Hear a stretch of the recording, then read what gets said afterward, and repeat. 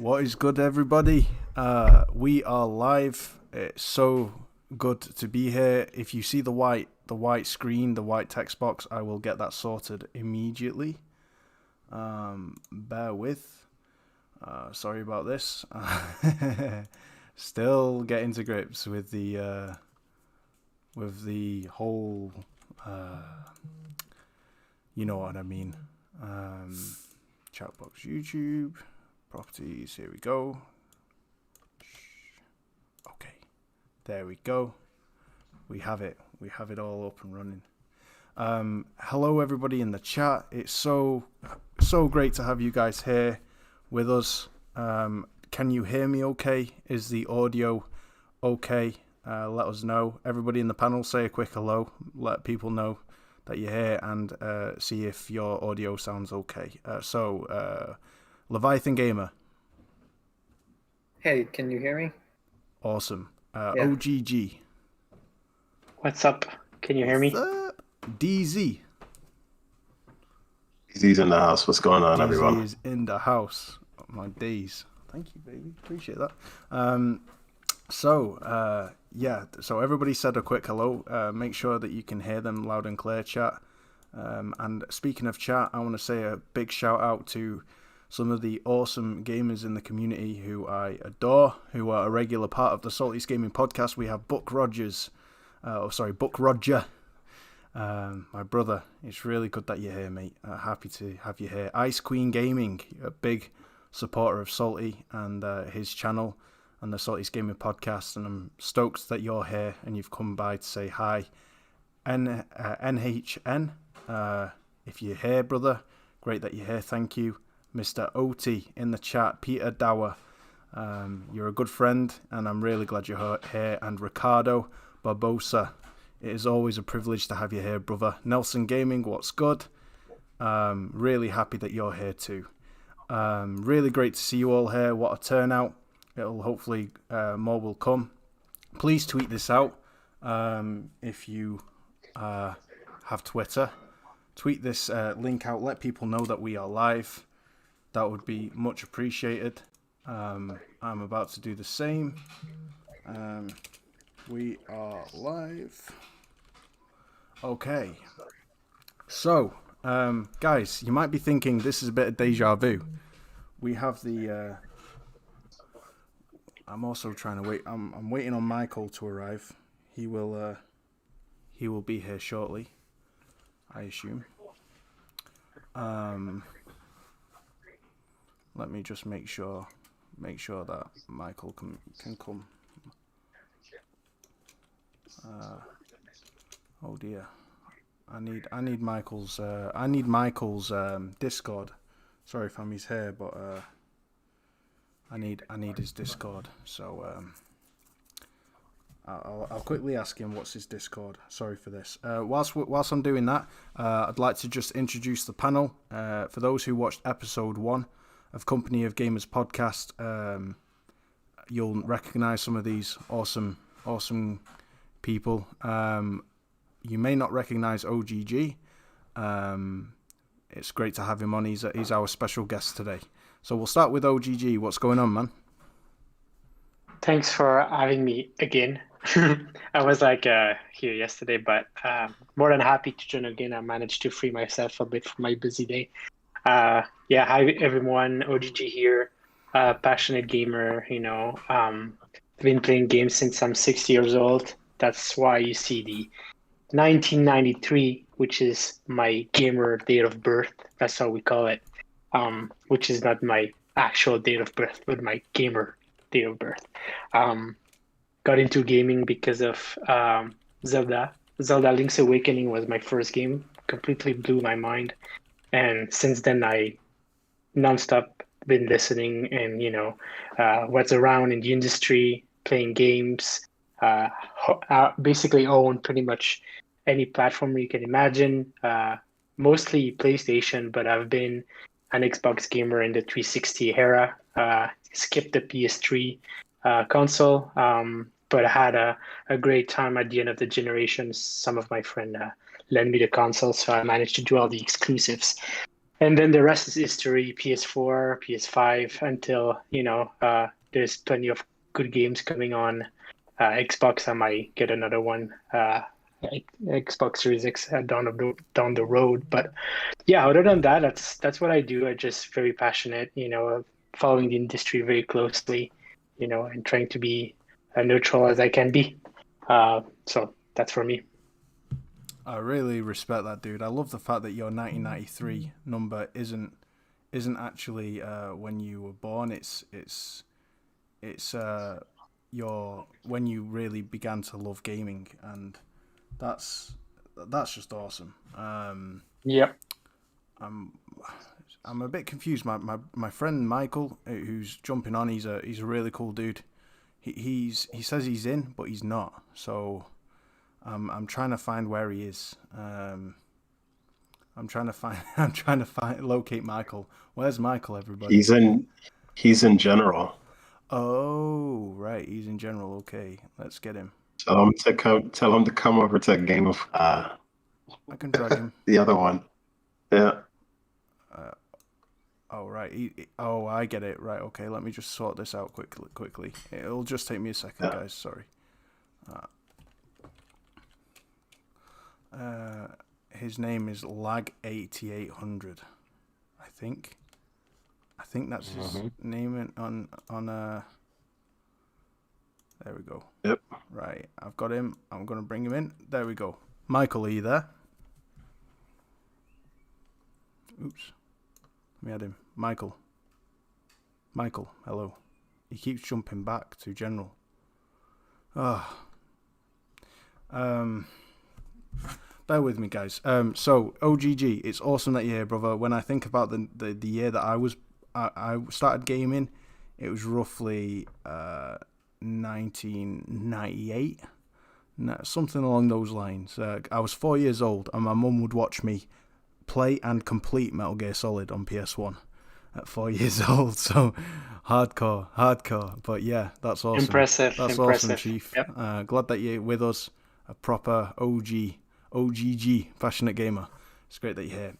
Now we have also the legendary DZ in the house. It's awesome for you to be here again, mate. It's always a privilege. For those who don't know who DZ is, I don't want to speak for him. DZ, it's good to have you here, brother. What's up? And tell us about yourself. Hey, man. Thanks for having me back again, Willie. Yeah, everyone, I'm back again for episode 2. I'm glad I was able to work out something within my schedule to get this going.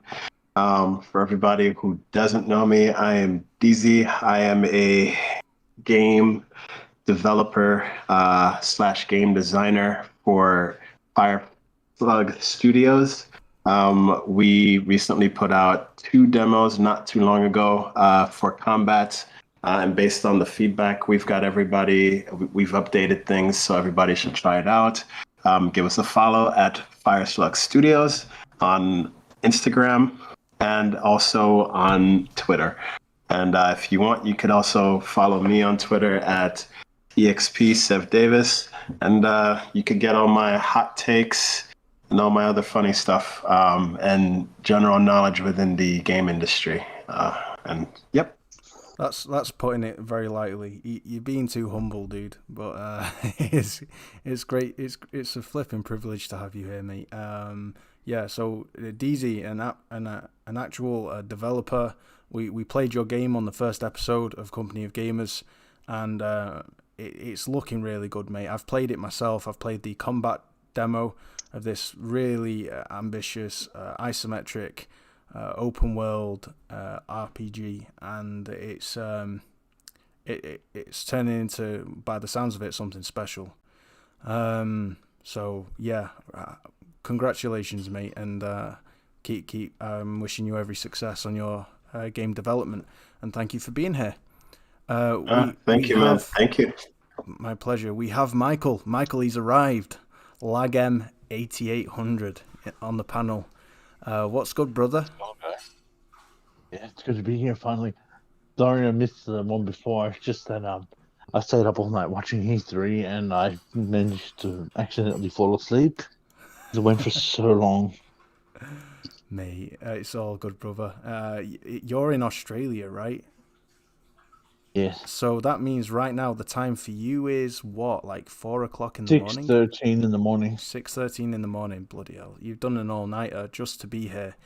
Just know, Mike, it's appreciated, brother. And being a panel member, being part of the panel, it's quite a commitment you've made, and you're not always going to make these shows. But when you do, it's always gold. So thank you for being here, brother. For those who don't know Michael, he's, I believe, a software engineer with a high qualification. Can you tell us a bit about that, Michael? Computer engineering, mainly in hardware, but I do I fix motherboard. I replace integrated circuits, micro soldering, and stuff like that. So I don't do what technicians do. They replace the bulk of hardware. I fix the micro architecture on, or not micro architecture, the general architecture on any system, like consoles, computers, laptops, sound systems, whatever. I can do it all. I can do it all. I have no doubt about that, my dude. It's we go way back, me and you, on Twitter, don't we? And I always say this, right? I say what I love about Michael is he's so chill on the mic. He's so chill on the mic, and yet on Twitter, he's like he's a different person. He's like at it heavy and hard on Twitter, both kind of shutting down narratives or confronting people who are spinning like who are spinning false information or debating with people in healthy debate. It's all part of the fun, but it's brilliant, like how different you are, like on a mic, and it just always makes me smile because you just got so many layers to you, brother, and you're such a Chad. So thank you for being here. Speaking of Chads, Faunatron isn't able to make it tonight. He's a brilliant guy, so shout out to him. If you don't know who Faunatron is, follow him on Twitter at Faunatron. He does great content. He's a YouTuber, so it's awesome for him to be here. Last but by no means least, we have the crocodilian, the Leviathan. I said crocodilian because Leviathan in Hebrew means crocodile, but you didn't know that, did you? And Leviathan Gamer is in the panel. He's in the house. How are you, brother? Hi, I'm doing great today. So Wow, that's awesome. yeah, so I have a computer engineering background with a mix of hardware and software. Specifically, I tend to do more hardware, but I do have quite a bit of programming experience and like basic game rendering experience. And then I've been a very avid Halo gamer for well over a decade at this point. So I also have a lot of like experience with how Halo functions. So I can add a lot of input about that. And I've also been a fan of old school Final Fantasy, which also, if we talk about Square Enix a bit, we can talk about how disappointing that showcase was. Oh, we will. Oh, yeah. Yeah. Yeah, 100%. I think everybody, even if you don't know Chris Righteous, he's a member of the TSGP panel. Shout out to him. Chris Righteous is freaking awesome, right? He's such a dude, and he did a video on Square Enix's E3, and it was pure entertainment. He was screaming down the mic, like dropping the F-bombs, going, what the hell? Because they're his favorite third-party developer, right, and publisher. That Square Enix are, like they're in the god tier for him, because he's the biggest Final Fantasy fan you won't believe. And yet he was like, I'm so disrespected. You know, mobile phone, all these games going to mobile. Like, why aren't you listening to your consumers, and why are you disrespecting us like this? So yeah, check him out. He's on Twitter, Chris Righteous. He's an awesome dude, and he's part of the Salty Gaming podcast. But yeah, I think it's safe to say that Square Enix pissed off a lot of people, a lot of fans yesterday. So much that they didn't show, and that Avengers reskin Guardians of the Galaxy, it just feels lazy. It feels lazy, but where's Chris Pratt, man? What the fuck? I know. Just saying, man. It was weird. Dude, I'm a big fan of Guardians of the Galaxy, so I'm gonna be the one simping for this game. I cannot just avoid anything related to that. We need a simp, bro. You know. We all need a simp in the so panel. You have it. Ironically. Yeah. You have it. I mean, Guardians of the Galaxy, man, like I have so many merch and stuff at home. I'm just a big fan of the franchise. That's awesome. So well, you'll be lapping this game up. Yeah, when I saw that they were doing a single player, story-driven Guardians of the Galaxy game, yes, there's like some things that might look a bit off, like, the Peter Quill, like, the character design is really goofy looking, but the haircut and a couple of things, I'm not sure about it. But other than that, like, Rocket, Groot, the Drax, they all looks really good. So yeah, I'm looking forward for the game. I like the voice acting. They've really nailed the banter, and they got Drax perfect in his voice. I'm not too keen on the look, but that's a very petty thing, right? It is. It's a very petty thing that's not super important, but I gotta say, the banter and the voice acting is spot on, but it's just the combat and the fluidity of the animations needs a lot of work. I'm not a fan. Yeah. Like it's falling into Crystal Dynamics territory, and I know that sounds like that might trigger some people, but Tomb Raider is janky and terribly animated. It's so janky and it kind of reminds me of that. It just feels very different static animations that are just statically kind of thrown together and it clipped together instead of being merged into a smooth transition. And but then again, Uncharted 4 ruined gaming for me. So what can I say? Yeah, I know what you mean. Like it feels really, chunky. Like I looked at the gameplay reveal, like the art direction and stuff. The world design looks really stunning, but when you get into combat, you can tell like it looked like 30 FPS, like most likely. It's not as smooth, and like there is some graphical elements, particles and stuff. It looks pretty outdated, but to me, it's just like the story, the characters, the whole Guardians universe just gonna make up for it. Yeah. But that's because I'm a fan of it. But I think no matter what, even if the game gets a 7 out of 10, I will love it. I'm sure you will. Yeah, that And makes I a have lot of to do that sense. too. I love it.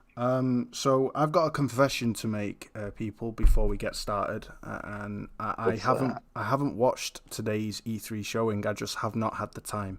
Been extremely busy. Oh, that's good. And I'm It was a terribly sorry waste for of time, anything that man. I've missed. So if there's Except anything, for the a few aspects.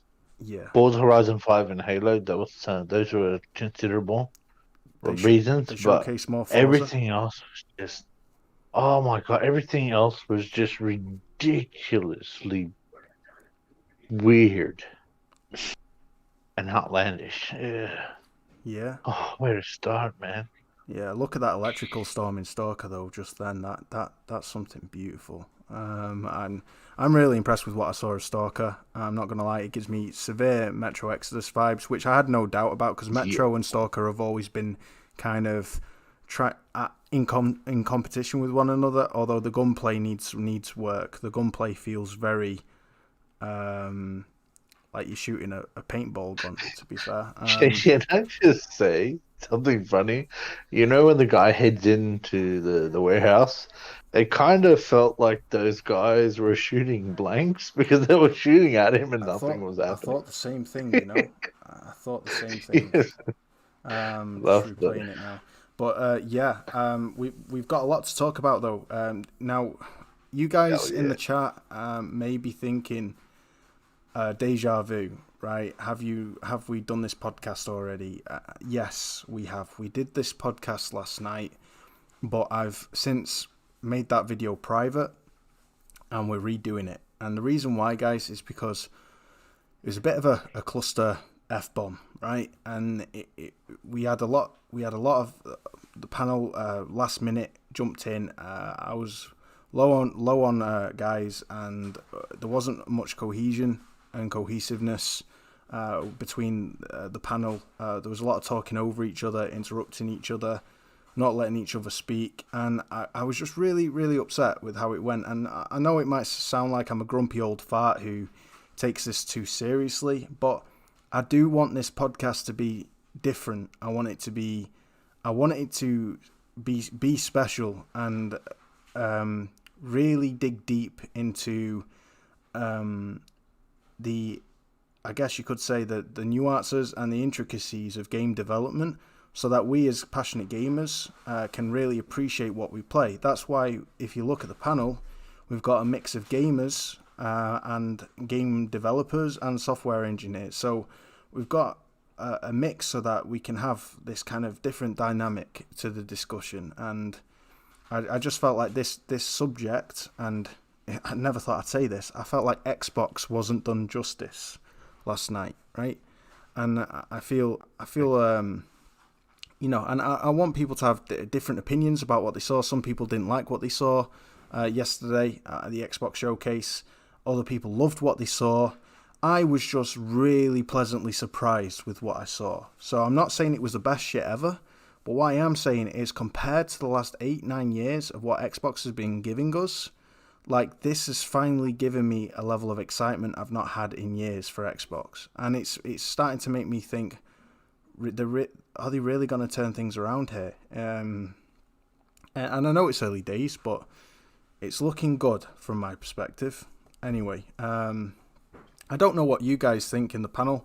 DZ, what's your thoughts on that, brother? It was a marketable improvement over what they have been dealing with over the past. I wasn't too hyped for what they showed last year.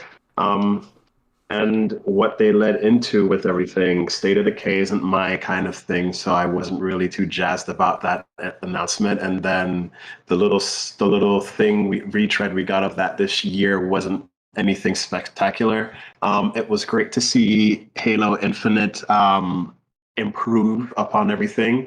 The multiplayer does look well in line with what fans have been expecting. I mean, I'm not a big Halo fan myself, to be quite honest, but like to see them improve on things to that level is reassuring that they're giving 343 the ability to breathe, because that team desperately needs to be able to breathe and spread their creativity.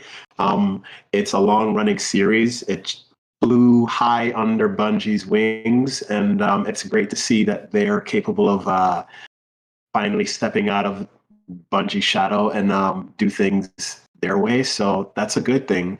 I'm still not too sure I'm sold on the campaign, like I said, but time will tell on that. Starfield was pretty, I don't know, for all the hype that surrounded it.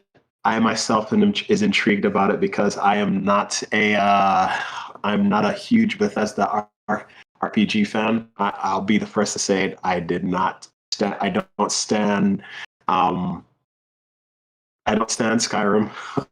I know people are going to start throwing shit at me, but I don't dig Skyrim, and I stood clear away from the Fallout franchise. So I do like the space opera kind of things, and reading some of the stuff Todd Howard said about Starfield is pretty intriguing, being a heavy space opera RPG mixed with being a quote unquote Han Solo simulator. So that sounds pretty promising for me. Was I jazzed from all that from the trailer? Not too much. It was light on a whole bunch of details. It was more atmospheric than everything, but it's something to look forward to. The premise of that for me, the release date shocked me. Was it not January 2021? 2022. No, it's 11. It's fall 2022 actually. It's fall 2022. Yeah. Oh yeah.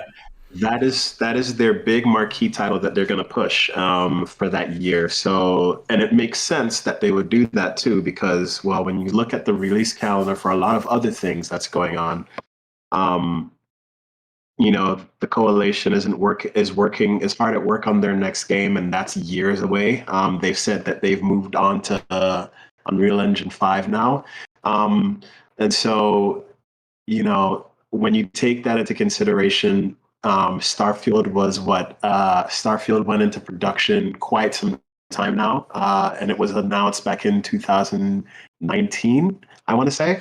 So that just seems like it was the furthest along, and it made sense for Bethesda to double down and Microsoft to double down, especially since the acquisition.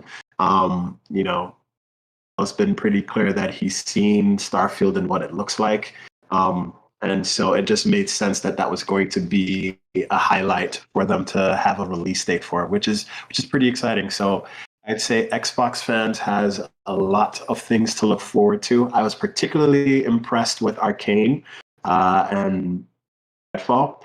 I don't know. People who know Arcane know that they're brilliant at constructing great tactile first-person shooters with some really inventive weapons, like their take on Prey.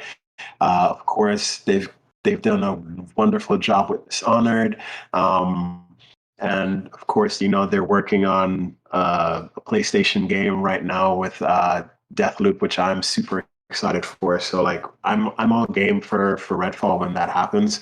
So yeah, definitely looking forward to that. Forza Horizon 5 looks spectacular. The discourse around that is hilarious though, but you know, of course you'll have to laugh at that. Bro, but like the irony, it's hilarious.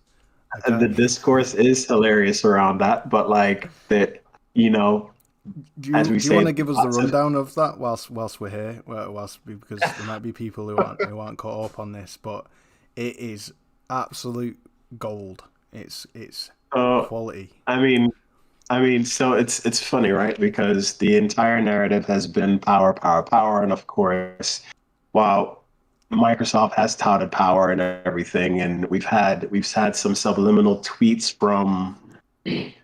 from Greenberg about, you know, how Xbox should standardize 60 frame rates and everything and all that. We've had people run away with the power fantasy that's been sold by other gamers, by other fanboys, and other powerful Xbox influencers. I won't say any names because that's not the kind of person I am, but people who know. And the real thing is like people are kind of disappointed because, you know, Forza Horizon is cross-gen number one, and it's also running at a flat 4K 30 mode, which everybody thought would be a thing of the past because, you know, only PlayStation games give those options, and I just think it's absolutely silly. So the discourse behind that is just pretty funny if you're tuned in. If you're tuned into that sort of thing, people are, of course, upset on the Xbox side, and PlayStation fans are lapping it up and keeping the same energy and feeding it to them. So like this back and forth has been entertaining, so to see. So yeah, you know, that's what's going on. But to its credit, Forza Horizon 5 does look remarkably well. Actually, I think it's one of the best looking games that's been presented on show, bar none, for Microsoft. I don't think the other titles look quite as spectacular. Whatever it is that. Hmm? I could not agree more. I Yeah. think it's funny, right? Because this 30 FPS narrative, that 30 FPS isn't next gen, and 60 is standard, and 120 is true next gen. I did a video on this like a year and a half ago, explaining that you can make any game run at 120 frames per second if you potato that bad boy enough. And when I mean potato, I mean making a game look so shit that a potato could run it, right? And an iPad Pro from 2018 runs Fortnite at 120 frames per second. So, I mean, is the iPad Pro more next gen than, like, is Fortnite on the iPad Pro more next gen than Ratchet and Clank at 30 frames per second with ray tracing, or 60 FPS with ray tracing?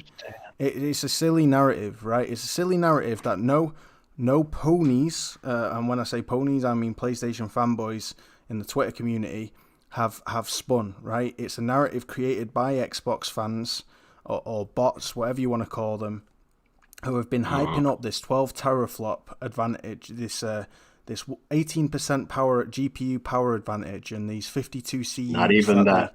Not even that much, but yeah. Not even that, yeah. And that these It's 52, not even that much, but yeah.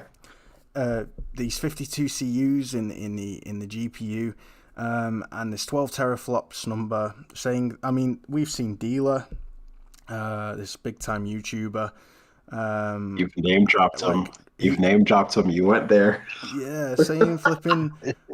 Saying that, you know, we're going to see 40 to 55 frames per second advantage on the Xbox Series X over PS5, and peasantry Ratchet and Clank only 30 and 60 with scaled back LOD and ray tracing, you know, meh. But Forza is 30 FPS without ray tracing. So the irony here is so shockingly big that, you know, even the visual fidelity mode of Horizon Forbidden West doesn't feature ray tracing. Now, does that bother me? Does that make me think this game looks crap? No, because I'm not one of those Xbox fanboys who's been spinning this narrative. What is funny though is that a lot of them are finding it very difficult to keep that same energy, because they're the ones that were hating on 30 frames per second with ray tracing, let alone without. So it's very ironic and hilarious to watch them all crumble like under this and make excuses and try and what's the word, damage control. So it's been good entertainment. I've been keeping an eye on what's happening since then. Since the announcement of Forza being 30, Flight Simulator being 30. That's a new one, right? Yeah, that's been announced today, or I think. And it's pretty crazy that if like anybody talking about it to like fanboys or anything, there's like nobody's replying or reacting to it.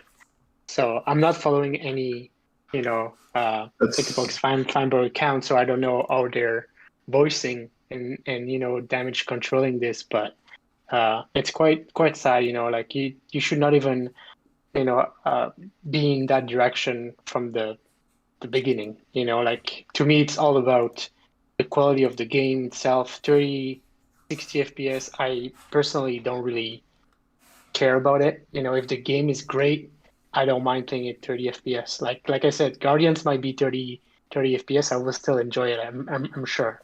But Can I just say something to support what you're saying? Yeah, go ahead. Yeah, go ahead. 30 FPS on these new generation consoles, it feels dramatically different to the previous generation consoles. Like, because of the supporting hardware, like with PS5 and Xbox Series X, because of the supporting hardware that's not in the PS4 or the Xbox One or One X. Just for example, games in 30 on and next gen feel so much different. They feel excellent. Like, that's probably down to to piggyback off of that. That's probably down to the increased effort to reduce reduce latency to the lowest level. 100%, so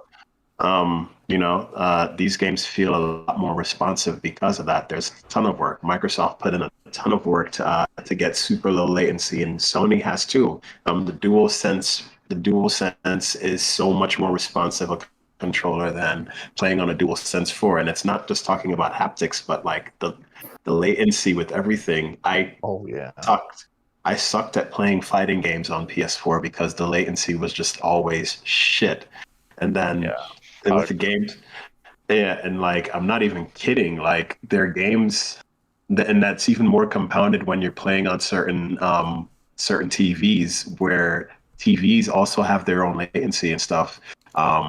And it was almost next to impossible to play those fast response games. So I was constantly getting wrecked, so I just kind of stopped playing fighting games on that. But like, it's been a dream to go back and replay, Tekken and Street Fighter through backwards compatibility. On PS5. I agree, man. I've been enjoying that too, man. It is really transformative to the experience, and there's no frame drops, which is really nice with the older titles because of the hardware that is available. The CU's not utilizing any RDNA 2 features per se, but just having the hardware spoof clocked as it is so way more than needed. It's perfect. Yeah, absolutely. I get a bit of stick, right, on the other podcast I'm on, the Salty's Gaming podcast. And I freaking love that podcast, man. Salty's Gaming, he's blowing up. He's getting he got 1,000 subscribers in 1 week, just last week, which is just crazy. He was celebrating reaching 15,000, saying thank you to people, and literally a few days later it was 16,000. It was just nuts. So the Salty's Gaming podcast is going really, really good, and shout out to him.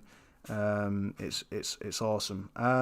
But it's a bit of a joke, right, on Twitter, on the podcast, because I cap or advocate 30 frames per second, right, with some games. I prefer 30 FPS with Miles Morales, right?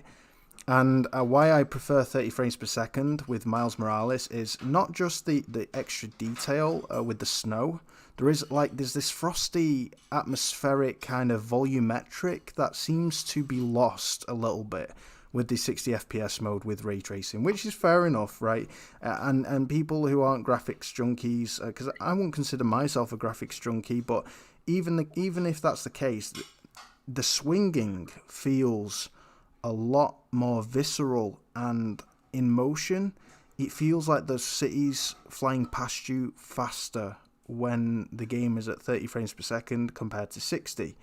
It feels, and I don't want to say the word floaty, but it tricks your eyes, the 60 FPS mode, to kind of seeing everything coming, and it just feels less impactful. And I guess like that's you're not really watching a movie or a CGI. Like yeah, you're not in Feels real like a life. documentary. yeah. It feels like a documentary, like they say. Exactly. And you know, if you're watching a fight scene, I mean, you don't want to go too low in the FPS route, like some freaking what's his name, that martial arts dude who everybody mocks because he's this Aikido like master and or something like that, and he's just a bit embarrassing. He has this man bun, and he in his old cheesy 80s films, you'll probably know who I mean. He's talking about Steven Seagal. Steven Seagal, that's the one. He dropped the frame rate down to like 10 frames a second to make it look like he's performing these insane feats. And you could easily see through it, right? It's bullshit, right? So I'm not talking about going down to freaking 10 FPS, right?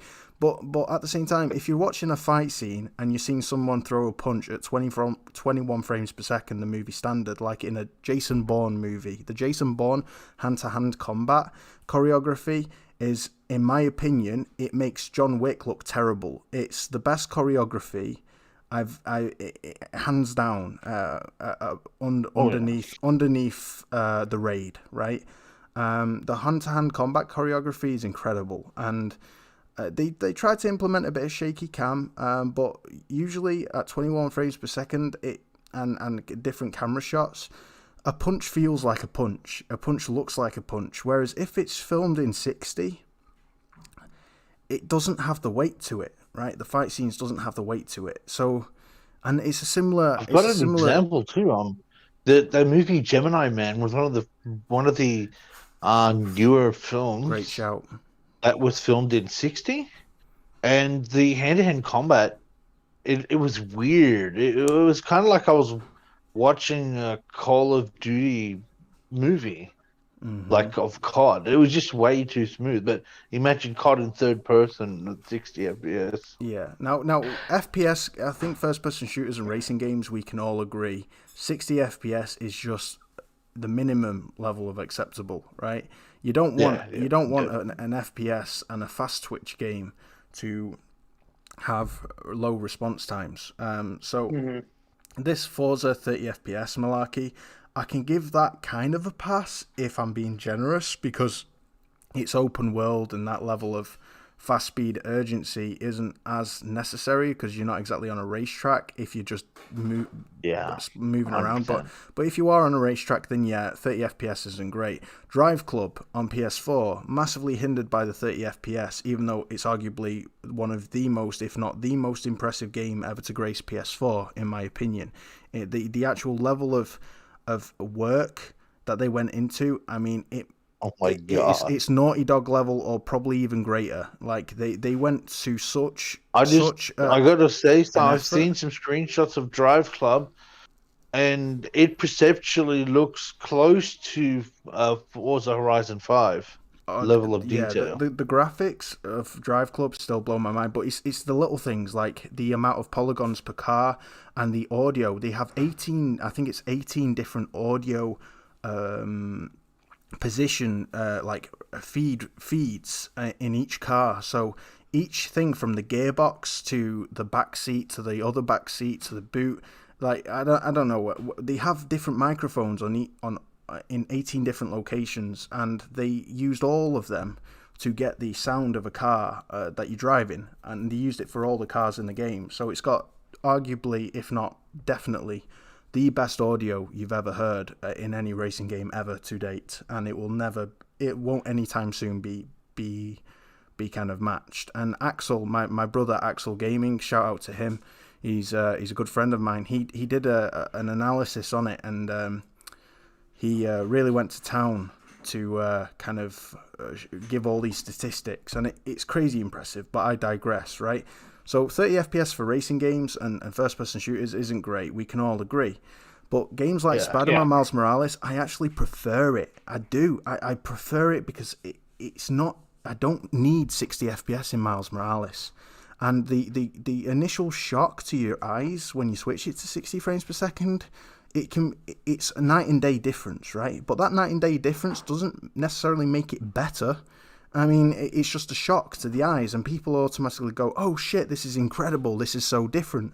Well, it's just different. It doesn't necessarily mean it's incredible, because there are things there that you lose with that upgrade to 60 FPS. You lose that weight, that speed, that feeling of velocity. But that's just my opinion. Sure. That's just my opinion. And hey, all those things can distort the emotional impact that the game is meant to have with the culmination of these techniques employed. Because with game design, everything contributes to emotional impact. Agreed. And you want to get the most out of it as possible. So I agree with you, Willie, man, 100%. That's a compliment. So yeah, I don't know how you guys feel about that, Leviathan and DZ and Yeah, OG. it comes down to what game you're playing, because for me personally, I tend to lean on, I kind of need 60 FPS, otherwise it feels a little janky, or 120 FPS, but that's just me personally. I know for other people, 30 FPS is preferable, and it really comes down to each individual person. And some games are basically unplayable for me. Like Destiny 2 on the Xbox One PS4 was 30 FPS, and it was unbearable for me to play that game. What game was that? Yeah, Sorry. Destiny I can Yeah. I can jump in for Destiny, because I play Destiny daily since 5 years now, and what a change and what a welcome one when we moved to the 60 FPS patch. Like 100%. playing on PS5s with that patch, man, it completely transformed the experience. And I've been trying to play the Vault of Glass raid for people that are familiar with Destiny. They released this season. They re-released the Vault of Glass raid in Destiny 2, but it existed in Destiny 1. And I've been with my clan. We went back to the Destiny 1 Vault of Glass version at 30 FPS, and it was horrendous. It was really hard to go back to the 30 FPS specs. So I do have to agree. Like, I was really surprised that at 60 FPS it was so much better. And so for How FPS, scary is it when you're making those long jumps in the Vault of Glass at 30 FPS? Is you don't know nice. if you're going to land on the platform or not? It's actually nice. It's scarier because it's more precise. But yeah, it's so much better. So I have to say I agree. There's some type of games that require and really get better with like increased FPS. And I think to me, 100%. like front person shooters, racing cars, and potentially fighting games, those are sports game things that are really fast paced. So whenever you have like increase in movement and motion, I think that's where 60 FPS really shine. So when it comes to down to those type of games, I got one game that like 60 FPS or nothing. Imagine trying to play Returnal at 30 FPS. Yeah. Oh my god. Yeah, that's one of them. Fast-paced. Yeah.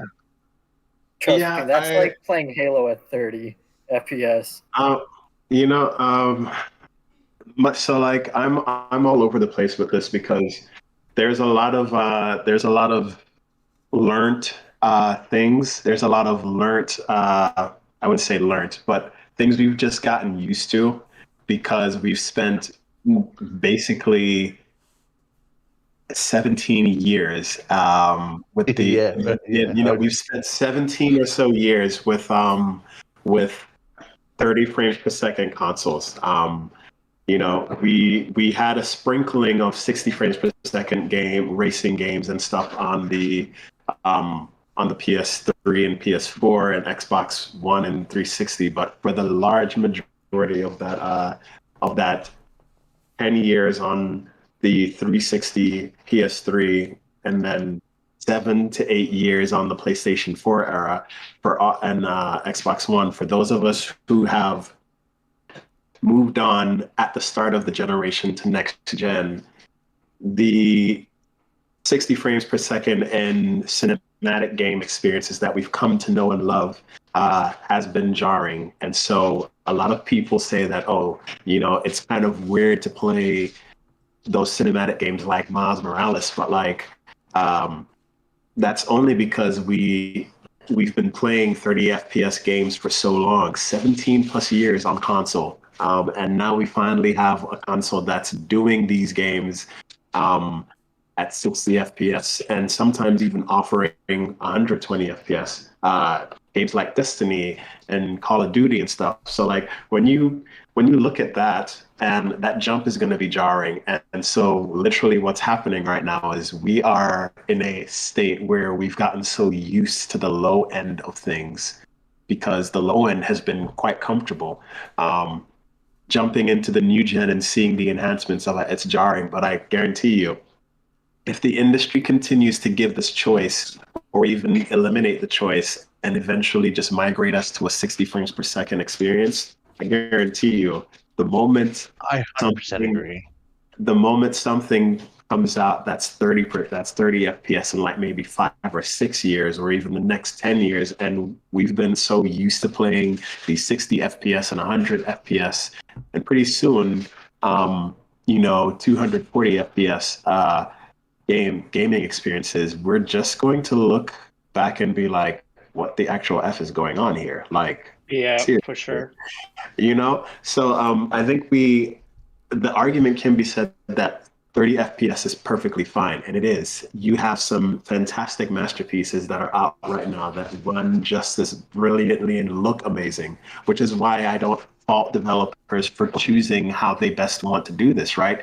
These machines are versatile enough where they can offer the best graphics that they could get while sacrificing frame rate or giving you a balanced approach where you get 60 FPS and not so brilliant graphics, but it still looks passable and great. And that's totally fine. And I think that should be the way things go. Give that option so you get the best of both, because I don't ever want us to get into a thing where we just start demanding so much from developers, bro. It has to be this or that. And I'm like, nah, if you're a developer, you have a vision, you have something that you want to give forth. So like there's room for every of this. But like moving forward, the more people get to come to grip with the choices that are being made and the options that we're getting, pretty soon we're going to move to that area where 30 FPS just becomes an afterthought and 60 FPS is just the standards, and that's quite okay too. And we'll have cinematic experiences like we get with our Spider-Mans, our Ratchet and Clanks, our Last of Us's, or our Uncharted's, or whatever else, and those games will be just as brilliant, and they'll find a way to make the 60 FPS feel as cinematic as ever. But I don't think. I definitely don't think. Yeah. I definitely don't. Well said, man. 100% agree. You finish your point. Sorry, DZ. Carry on, mate. Oh yeah. I was saying I definitely don't think 30 FPS is bad, and 30 FPS is very playable. And I also say that there is, these games can shine. I think for me especially, I enjoy Miles Morales more with the 30 FPS, with the 60 FPS performance RT mode that's been out, because I get pretty damn good graphics, and I like the ray tracing because it just, I think for me, playing games without ray tracing is the biggest what the fuck at this point. Yeah, 30 For FPS me, without. I agree with like just having both 30 and 60. As long as they keep it like that, I love that, because in some situations you might need 60. Yep. Yeah, so Yeah. Unreal Engine 5 is a pretty good example because currently Epic Games is targeting 1080p 30 FPS for the consoles with ray tracing on, and 1080p 60 FPS using their Lumen solution. So that's like their target, and then they're using their super resolution technology to bring it up to 4K, and like that's their target for the Series X and PS5 for this generation. And it's really interesting, Lev, got bouncing off that point, Leviathan, that, like, for example, with Forza Horizon 5, it's possible that after software is released, like super resolution, they can go back and unlock the frame rate whilst maintaining a 4K resolution, right? Oh yeah. So, There'll definitely be techniques. That the good thing about this thing is, like, technology is constantly evolving, right? And super resolution is not super resolution, and these different anti-aliasing techniques to get performance is not standardized just to one person, and it's not exclusive to one thing. These are all open source technologies, and they're free to be adapted. yeah. Most people don't even know this, but like Microsoft's the Xbox One X has sparse rendering, which is their version of Sony's checkerboard rendering engine that's built into PlayStation 5s and PlayStation 4 Pros. The Xbox One X has that built in, that they've patented theirs as sparse rendering, and it uses a similar grid-like thing that does things on a frame-by-frame basis. Most people don't know that, and quite a few of these technologies, quite a few games on Xbox One X use that to get to 4K. Some of those games, though, because of the grunt force that they had, most of those game engines were able to render those 900p or sub 1080p games to native resolution, because games on the Xbox One had lower level presets, so rendering them at over four times the resolution boost on the One X was a much simpler task. So they never really needed something like sparse rendering. But games like very CPU heavy engine games like Remedy's Northlight use those kind of technologies. As a matter of fact, the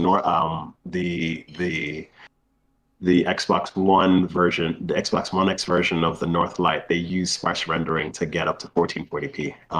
So like, people don't know these things because they just get into the whole resolution talk. But like, the idea of upscaling things to fake 4K is going to be far more used once we get into this thing, because devs are realizing that they could get the same or near the same image quality with higher level texture quality for for less performance by using these kind of things. So like, I get. Sorry, DZ. Continue. Sorry, I didn't mean to interrupt. No. It's fine. I was gonna say I really cannot wait for super resolution and all these other things to be completely added within a thing, because the moment that goes in, fanboys we'll stop focusing on this, and I guess the console wars will become a lot less more toxic because it'll now be focusing on image quality, right? I And gotta admit, Daisy, you're very intricate. I really appreciated how you even remembered how the Xbox One version of games ran lower presets, which dictated the course for Xbox One X performance. Yeah, that was pretty cool. A lot of people don't even pick up on that, but I was very impressed with that, man. Shout out to Nova in the chat. If those who don't know Nova, he hosts the Insomniacs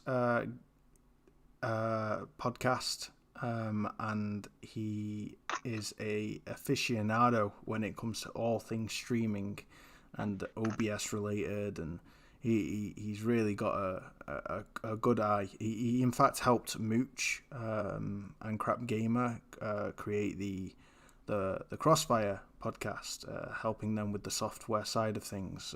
So shout out to him. He's a awesome dude, and very happy to have him in the chat. I feel very honoured for you to be here, Nova, dude. It's a true honour. He's also we have a very similar taste in video games. He's a mad MGS fanatic. I showed him this new Metal Gear Solid tattoo that I'm getting all up my arm. It's half complete. I get it finished July the 1st. And he was like losing his shit. He was like, "Oh my god, that's so amazing, Wooly! That's insane!" And then he's like, "We got to do a Metal Gear Solid podcast together." And he was also he's also a big fan of Heart of Darkness, which was a old PS1 classic that me and him still talk about to this day, and how incredible that game was. It was honestly one of my favorite PlayStation 1 games with insane lightning. You remember that game, OGG? Yeah, man. Just typing in now just to refresh my memory, but is it with the kid and his dog? Yeah, the kid and his dog and the lightning gun. I'll play some right, gameplay that's now. right. Heart of Darkness I played this. gameplay. It was play this now. like a 2D side scrolling kind of thing, right? That's right. Yeah, remember it. Oh, it's not very clear. It's weird resolution. Something weird's going on with this. Sorry, guys, I can't get this standard. It's there we go. Well, you get the idea. It's of what it's like, but yeah, to this day, those graphics still have an amazing art style and the lightning and how it works, and it was hardcore. But that shit was like 15 frames a second. Look at it. It's crazy, but it was great. Good time. So yeah, shout out to Nova in the chat. It's great to have you here. I was gonna ask, this question's been burning my mind. Why is Forza Horizon 5 4K 30 with no ray tracing? Is it the geometry that's been photographed and put in? Are they basically literally just super high resolution pictures, textures, and that's why, and the Xbox Series X is having to run that with no kind of cheats, no kind of gimmicks, and it just can't. Is it basically? Is it an inefficient form of rendering that they're using to achieve such high detail? What's going on there? I'll go after that. But yeah, you guys say what you got to say, and then I could, of course, comment on that too. Yeah, I'd love to hear. Firstly, I'd love to hear Michael, then Leviathan, then DZ. I'll break it down. Okay, I just want to say, yeah, I'll actually be back in a second. They can easily say like then they're not using ray tracing, but that's not a bad thing by any means, because they can just use screen space reflections if they want. And being a racing game, screen space reflections are perfectly fine because you're not going to be looking at all angles of your car around in circles, up and down, everywhere, to make the benefit of ray trace reflections. Screen space reflections will create the illusion of ray tracing very nicely. And because they're using a lot of volumetric effects, and they want to focus on these wide, very far viewing game, I think that they just care more about keeping the polygon count max and not having to use ray tracing, because you're not going to notice it when you're journeying through the forests or Mexico. Because ray tracing's doesn't suit that type of environment very well That's because a it's very really rocky, good it's very point. dusty. Yeah, I like it's not that. really a good fit. And screen space reflections can do wonders. Like Last of Us Part 2 uses more purely screen space reflections everywhere. Well, ray tracing isn't necessarily possible on PlayStation 4. There are software things Yeah, that those Crytek. things can do. Crytek is using their own software done ray tracing solution, but that's software, right? Hardware ray tracing has so much more oomph. But to answer that question, this is why people need to get away with the hyperbolic narratives of these things must be in or it isn't good or anything. yes. Forza is using, the developers have their own canvas and their own things that they want to push, and Microsoft has done their own interior work things. And at developers conference, at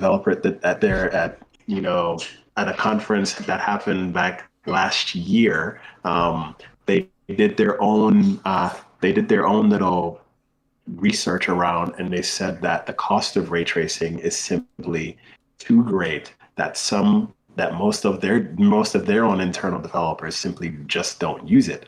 And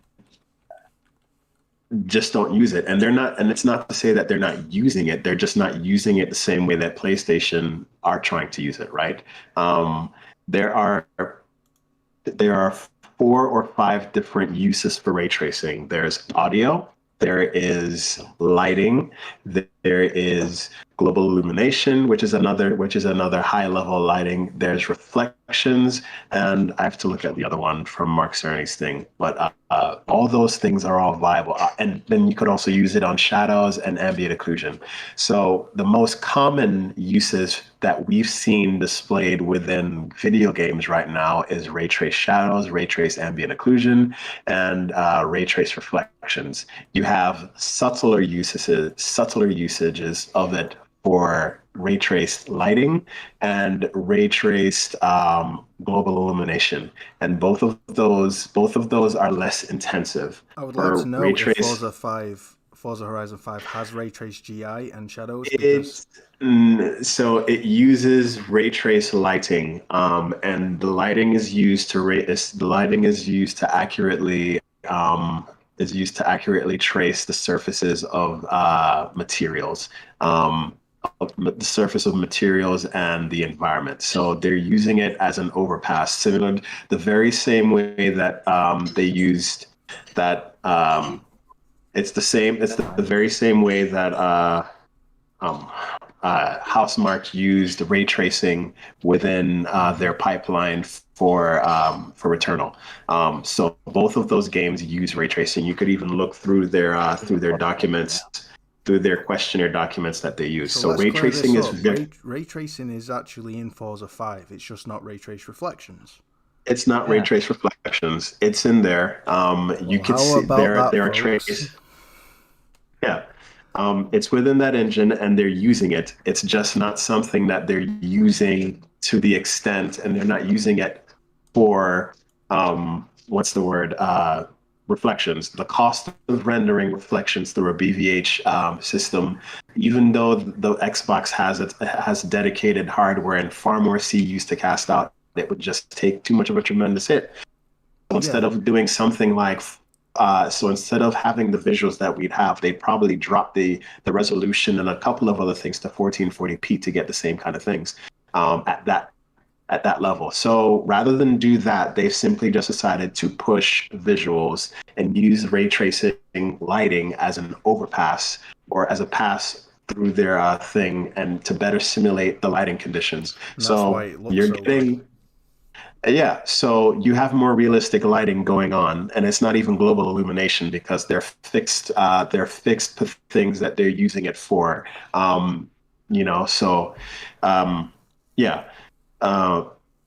There's ray tracing involved within those kind of games. It's just not ray traced reflections, and so then, like I said, it all goes back to developer choices. They have this big canvas of what these machines can do and what these machines are capable of, and they will scale their engine to the needs of it. And I'm pretty sure that over the course of this, they've tried to do a situation where they placed ray tracing in to go to do ray trace reflections and or full path ray tracing where everything is freaking ray traced. And very few games on PC do that. Yeah, like right? that Minecraft demo, it brought the Xbox Exactly. Series X to its knees. Literally, and it was an unstable 30 That was an FPS HP fast at like, 1080p, really and crazy. you know, so like gamers have to understand that whenever you buy a console, you buy a console with increased roofs of limitations. The limitations will continue to rise. The roof for that will continue to rise with every generation, but you're still going to get those limitations. And a developer, no matter how much you bitch, kick and scream or moan about frame rate and things, it is going to be up to the developer to use that. Yeah. And so we need to get away from the talk and the shaming of developers for choosing what's best for their engine. If you want to make a freaking game, if you want to have something and think that you could do something, get into game development and try your hand. I love it. Absolutely. Amen. Can we get an amen, guys, in the chat? Let's get an amen in the chat. That was solid. I 100% agree.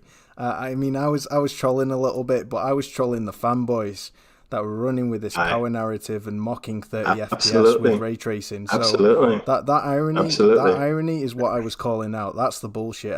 I'm not, Forza Horizon 5 looks incredible, and that's a day one. That's making me want to get an Xbox Series X. And before people go, but Wooly, I thought there's no need for an Xbox Series X because of PC. Well, that's true, but tell me that when the 30 series cards aren't £1,800. Remind me that an Xbox Series X is pointless to get when graphics cards, these latest graphics cards, are actually affordable, because right now they're 3 times the cost that they should be, and it's just not. So Xbox Series X is looking in a way an extremely desirable console for when come the end of this year when these games are releasing, for me personally. So I might end up copying one, to be honest. I'm buying. I probably won't sub to Game Pass. I'll probably buy Forza, just because it works out cheaper for me in the long run, especially with an Xbox, because there aren't many games that I'll be buying on my Xbox that I can't buy on my PS5. So, but yeah, that's an amazing point, and I love that, DZ. Great, really well put.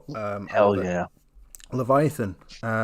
What's your thoughts, my dude? Yeah. So I'm kind of in the same boat as you, Willie, where I definitely want to upgrade to far more powerful hardware. And so I have all the technical experience of this field. So when I'm making the active choice and saying I should probably get a Series X, because I obviously want to play Halo at 120 FPS. 100%. So I don't get much options here, because the 30 series is way too expensive. The RX 6000 series from AMD is way too expensive right now. That overall it's better, also because I know the market and I know currently we're on track. In theory, if they really wanted to, a PS5 Pro and Xbox Series Extra Extreme, Ultra, Platinum editions console could come out in 2022 and be 3 times more powerful than the existing systems, in theory. Now, granted, there's not going to be supply for that, but that's just where the market, like in terms of R&D, is going. So I already know that if you buy a PC right now, right now it's on track that a theoretical PlayStation 5 Pro could destroy a 3090 in ray tracing. Holy shit. In 2 years. Yeah. So I'm looking at it from, so exciting. I'm not going to throw down $3,000 just to have a bragging budget rights. PC. Yeah, just to have a budget it's true, PC. like, hell yeah. When you're getting 60 and 120 on consoles, that's when you kind of look at the consoles and you're like, hey, this is good, and this is actually pretty damn good. Yeah, you know what I think, guys? I think I don't know what your thoughts about this are. OGG, would love your thoughts on this, brother. But I think that developers undersell themselves to a silly extent, because if these Forza Horizon 5 developers at Playground Games, is it Playground? Yeah, it is Playground. At Playground Games, literally tweeted out in response, we have ray traced global illumination and lighting, but reflections are just high quality screen space reflections in high resolution. Perfect. That I tell you what, because the fickle fanboy community, they care about buzzwords, right? And if a buzzword isn't mentioned, it doesn't matter about the intricacies of the situation and what they are including. All that matters is what they are not including, and they only mention that they don't have ray trace reflections. Now, to me personally, for the vast majority of games, ray traced reflections is the least important form of ray tracing for me personally. Metro Exodus doesn't look absolutely incredible because of its ray traced reflections. It looks incredible because of its ray traced lighting and its ray traced shadows, right? And that's what is making that Metro Exodus an absolute eye-watering, like, just incredible. Sorry, I've got a lead on my desk that keeps tapping the desk. I'm going to just take this off. An incredible masterpiece to look at. And it's about the lighting. I mean, put me in a wet neon lit city street that's raining. Okay, all right. Maybe throw in some ray trace reflections or some high quality screen space. But for me, it's the lighting. The lighting is the most important. That's what really blew me away with Horizon Forbidden West. Now, I don't know if that lighting is GI, RTGI, but the lighting off the robots when they were in the water swimming horizontally across the screen, and how it lit the brickwork with the walls with that light blue, and the way the shadows kind of look in the light. I don't know if it's baked or whether there's a dynamic day and night cycle. If there's a dynamic day and night cycle, then wow, incredible. What game are we talking about? What game are we talking about? Horizon Forbidden West. Oh. I have to look back at that trailer and do a little bit more granular stuff because there's a whole lot of stuff going on. I believe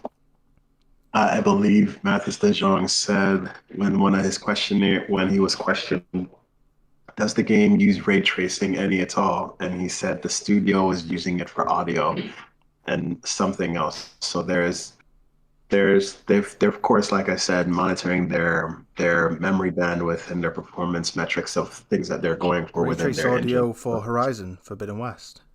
Yeah. Wow. Yeah. Imagine that, guys. Bloody amazing. Wow. Yeah. That showcase. I'm gonna say something too. One last thing. I say gamers these days are looking at it the wrong way. Like, say, for example, instead of ray tracing, you've got screen space reflections in part of the game design. It just means that the developers will have the capability to give you a benefit in another area. So that just means that the game benefits in a different area. Like, it's win. Concession equals win. There's no lose. It's just that's one thing I've learned from this, man. I just want to say, Mr. DZ, your explanations are phenomenal. I appreciate that, man. Back to Horizon. So Decima has been a thing that they've been working on for like forever.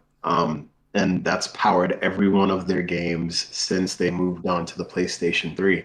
And Decima, they use deferred-based lights, deferred-based rendering, and deferred-based rendering. Every light casts a shadow, and that's a light source. Every light is a light source, an actual light source, so it will cast real-time shadows and real-time light behaviors. And pre-calculated things, and it isn't necessarily calculated like ray tracing. So Decima uses those kind of lighting things in this generation, and it's pretty. I think they've swapped over now from the bird lighting to physically based lighting engines to a new physically based lighting system, and so it's been, of course, amped up to level 10 on PS5. So like the lighting behaviors you're seeing may not necessarily be ray traced, but they're pretty convincing, right? They still look good. So like Yeah. what Wooly described, with the billowbacks swimming through the water, and then their lights are casting luminescence on the walls, and their shadows are reflecting and stuff like that, and it's going through the water in such realistic ways. It may not be ray tracing, and it doesn't have to be, but there's still ways to get around and deliver convincing lighting solutions. So like, just because, like I said, it's an artistic choice, and it all comes down to what the developer wants to use their engines for. And like I said, every developer working on a PlayStation 5 or a next gen console that is considering all these new features, the features are a la carte. They could pick and choose what they want. It's a buffet, and they'll pick whatever works for their engine. And if they all pretty much have to lobby around the creative idea that this is what they're going to do, and they have to make those compromises for it. And that's how they're going to go about stuff. So like Insomniac might decide to push ray tracing because they've decided to tackle that, and that's something that they've become pretty damn good at, right? The next Naughty Dog game might have something along the lines of ray tracing. We may never know. We know those guys love their attention to detail too. So they'll work on something and they'll push it. Like we've known that Naughty Dog could go for the full 4K experience, but they've used the temporal anti-aliasing solution or post-processing solution to work for their engine while still pushing insane image quality at 1440p. And we can say Naughty Dog's engine is a 1440p engine, but we'd be remiss to say that there's anything better looking on the PlayStation 4 from anybody else when compared to that engine, right? So like, The Last of Us 2. exactly. So like, it's all developers have a slew of things that they could do, and they'll tailor their engines to whatever whatever they want to push in like the most meaningful way. You said a very good point, DZ, last week on the first podcast episode of Company of Gamers. You said something that I just really thought was a good point. You mentioned that 30 FPS shouldn't be frowned upon because what games are 30 FPS are pushing the boundaries of what's possible on the current hardware, and later generation hardware that comes later on down the line will be able to render those incredible games at a higher resolution for us to enjoy. But 30 FPS target gives developers a lot more assets to experiment and push boundaries, whereas if you're limiting a game design to merely 60 rather than 30 and scaling it down to run at 60, you're inherently kind of giving yourself a bit of a handicap. And The Last of Us 2 would not have been made or be anywhere near the masterpiece that it is if Naughty Dog had the challenge of running the game at 60 frames per second on the Jaguar CPU. Am I right? Right. You look at this, they've pushed, well, you could look at this. Naughty Dog has 260 frames per second games on PlayStation 4 right now. The Last of Us remastered, and they have Uncharted's multiplayer at 60. Uncharted 4's multiplayer at 60 frames per second. You want to know something? The 60 frames per second multiplayer is a dynamic 900p, and the image quality is a little bit lower. So, to tell you the fact that developers pick and choose based on their engine loads and what they want, they're going to pick and choose what's best, right? So like the current game right now runs at 60 frames per second on PlayStation 5.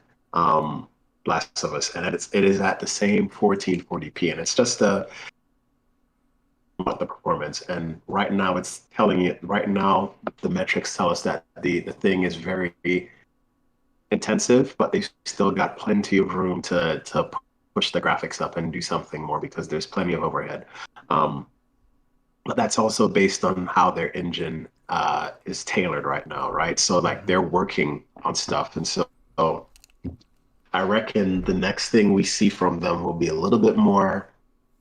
Their standalone game anyway is going to be a little bit more interesting, and we're going to get a pretty decent, a marketable upgrade over it with some stuff going on. So like, Naughty Dog.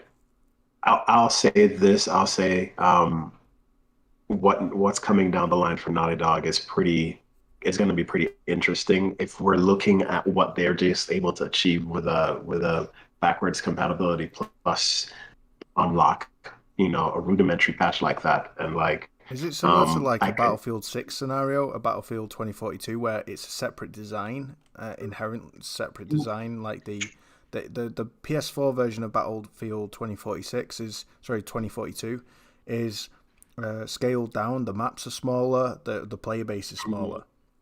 And yeah, they'll be natural. There, I would imagine, and I'm not speaking from expertise or having seen anything because I haven't. Please don't think that I have. This is literally just me doing my own observations and looking at how far things are with development and the next natural thing for them. I would imagine that there's going to be that this thing is that because their engine is being pushed for 60 frames per second. I'd imagine that the multiplayer, it will be 60 frames per second. It'll be something that they push for as a 60 frames per second experience. That'll be baked in because multiplayer games tend to feel a lot better at 60 frames per second. That's just my view. Yeah, you can't have multiplayer when you're handicapped players with higher frame rates. Yeah. So I'd imagine that's going to be. And from a baseline across the PlayStation 4 Pro and the PS5, things will get marketable, will be a lot more. So you'll probably get something. I'd imagine that they're experimenting right now with 120 frames per second on PlayStation 5, with a little bit more, with things a little bit stripped down, because there are sacrifices you have to make to render things in an eighth of a second. Right, because that's the rendering speed. So that's the rendering time. That's the rendering target for rendering things per frame at 120 per second. 120 frames per second is you're rendering things at one eighth of a second.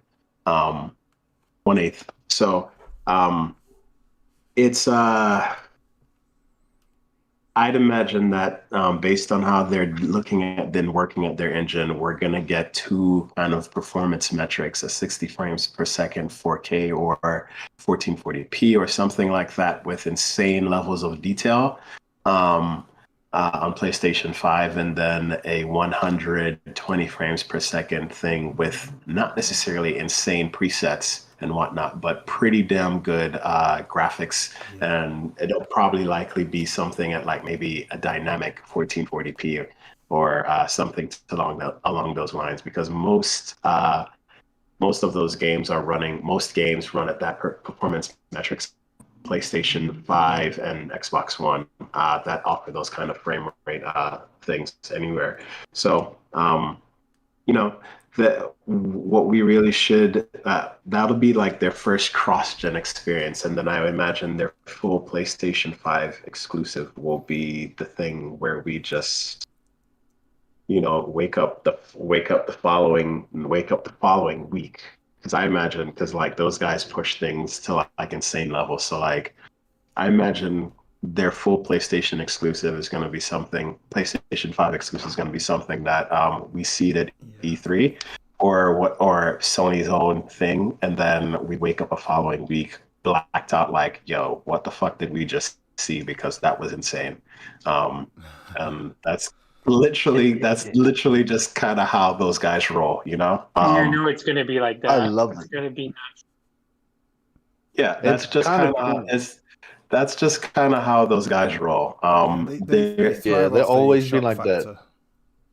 Yeah, they definitely go for the wow factor, and they push. I mean, they've settled into some insane expectations, and like those guys with the systems, like we thought Uncharted 4 was insane when it first came out, but like The Last of Us 2 even amps up everything that they've done with that, and that came what 4 years later. That came 4 years after, 2020, not 2016, and the growth from 2016 to 2020 has just been insane. So like you can imagine their next full PlayStation 5 experience Oh my is gonna god. be, Scary, I'd man. say probably 5 to 7. It will probably be like a 5 year wait before we see something like that. But like when they do, it's a wrap, son. Like, Yeah, it's a wrap, man.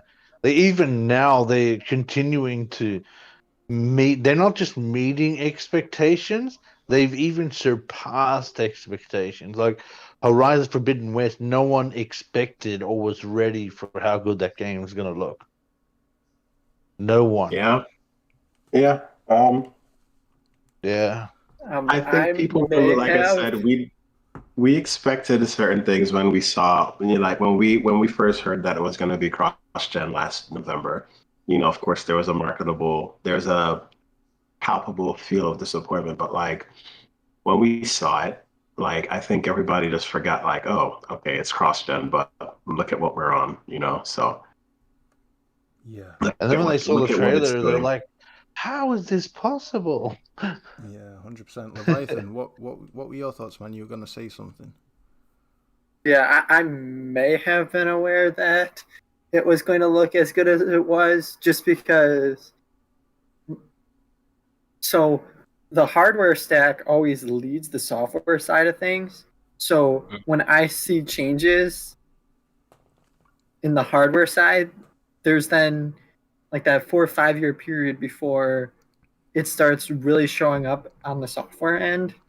And based off of where the PlayStation 4 went and like why it was designed the way it was and the direction the industry was going in and who was pushing in that direction, I figured that Decima was looking to take advantage of those changes because there's a lot of changes to the hardware stack during the PlayStation 4 Xbox One era that weren't really used until 2017, 2018. You can probably, like, if you just look at games from like 2014, 2015 and compare it, you can see that there's this transition period, specifically compute shaders, because that was a new feature in the consoles in the Xbox One, PS4 era that went from very limited use to almost everything is being handled now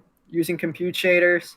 Like that's what Battlefield 2042 is using for its massive weather effects. It's instead of using the CPU for any of that physics simulation, they're completely doing it on the GPU side because they found they could get better performance. So like over the generation, the software stack has been optimizing for that. So I kind of saw that where Forbidden West was going to go based off of all that information. If I can translate what you're saying into layman's terms for me and OGG, because we're just passionate gamers at the end of the day. We don't have the logic that Michael, DZ, and yourself have, Leviathan. And so for that reason, what you're basically saying is games like Killzone, Shadowfall went all in on the raw hardware, capitalized on the hardware advantages, and didn't focus so much on the software advantages that came with the PS4. And whereas if we look at games like The Last of Us 2, with the advanced AI and the motion dynamic stealth mechanics, the analog stealth mechanics, stuff like that. That's more taking advantage of the barely kind of it's pretty much negligible CPU advantage that the PS4 has over the PS3, and no doubt utilizing the GPU in that as well to make those things happen. So is that what you're getting at, that it takes 4 or 5 years for games to advance to where they take advantage of the more nuanced but even more impressive aspects of next generation hardware? Absolutely. That's exactly what he's saying. And that's kind of how the trajectory of how game engines evolve, which is why a lot of developers take their time with their games, and then some not necessarily rush, but try to be first within it.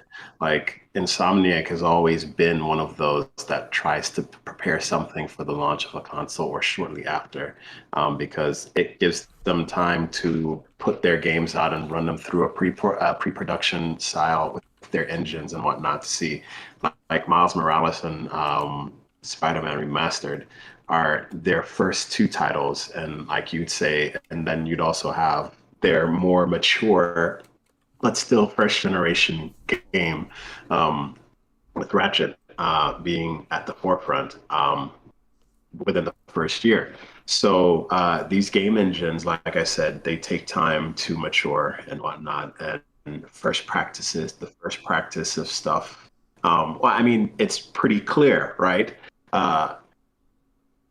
Their very first two games used ray tracing, and they used it well. It was industry leading, but they were using quarter resolution ray traced reflections. Now they're using full resolution ray traced reflections, but they're using it in a much more brilliant, smarter way by going with checkerboarding, and you're still getting that same native thing. But they would have never figured something like that out on the very first go.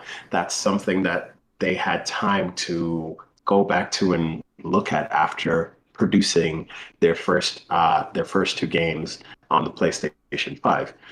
So the game engines mature, and game engines go through iteration after iteration, and their technology matures, and their knowledge of those things matures, and they find new ways to extract more out of these things and do things more efficiently. So yeah, that's exactly what he's saying. Yay, brownie points for me. I'm not just a layman. I'm more than just a gamer. Yeah. No, thank you. That's awesome to hear, and I kind of had the hunch that's the case. Due to how every generation has kind of gone, but it really excites me because the software side of things is taking the biggest leap forward since, I don't know, I think from a technological standpoint, since, I don't know, color television. It's literally, for me, DLSS or super resolution, machine learning, how these things are going to, I mean, imagine a 30 FPS limited game with full advanced super resolution utilization and machine learning within the game, and yet it's still only able to run 30 FPS on PS5 hardware. Like, imagine what they're doing in that game for it to restrict the game so much that we haven't seen anything yet. And I'm not capping for 30, saying that it should be 30. I'm just saying, if a game was made where it was made by the best developers who are able to optimize the shit out of the hardware they're using, and they create a game that's like, guys, just super resolution just ain't cutting it for the 60 FPS target, guys. We're gonna have to drop it to 30, and it's that good. There's that much going on. Like, I can't stress enough. I genuinely don't think we're ready for what we're going to see. Yeah, man. It's like the Order 1886 landing the first time on PS4, and I was like, holy shit. Fucking crazy. What have I seen? Almost. Yeah, next level. I got something to share with you though. one of the devs at Insomniac said that they were asked about Ratchet and Clank Rift Apart's graphics, and basically what they said is, "Oh, we're just scratching the surface. You ain't seen nothing Yeah, I yet." remember that. And his marked words right there, word for word. Forgot his name though. I don't want his exact name, but he said, "You haven't seen anything yet," and I'm thinking, "Wow." Yeah, I mean, That's incredible, man. feel free to comment on what you guys are seeing here. This is the Capcom showcase. I'm actually streaming it live right now, as it started. Thought I'd Look at them. capitalize on Monster this opportunity. Monster Hunter, I swear that's like the most It's actually looking milked franchise fantastic. ever. But yeah, it's incredible. Is that on a Nintendo Switch as well? Yeah. No way. That's not Nintendo Switch, surely. Yeah, I'm I pretty think sure. it is. That's impressive. I'm seeing some high resolution textures there. Yeah. I love the design. It's just you can feel the quality. 100%. Like you can just feel the quality in design. It's the animations and behavior that does it for me in Monster Hunter. Like, Oh yes, really gone to it's town. fantastic. They're incredible. They're from software level quality. There we The are. best PSP games were the Monster Hunter ones for me, man. Yeah. Do you guys Oh watch my the movie? god. They used to fill me with such like wonder. Did you guys watch the? Did you guys watch?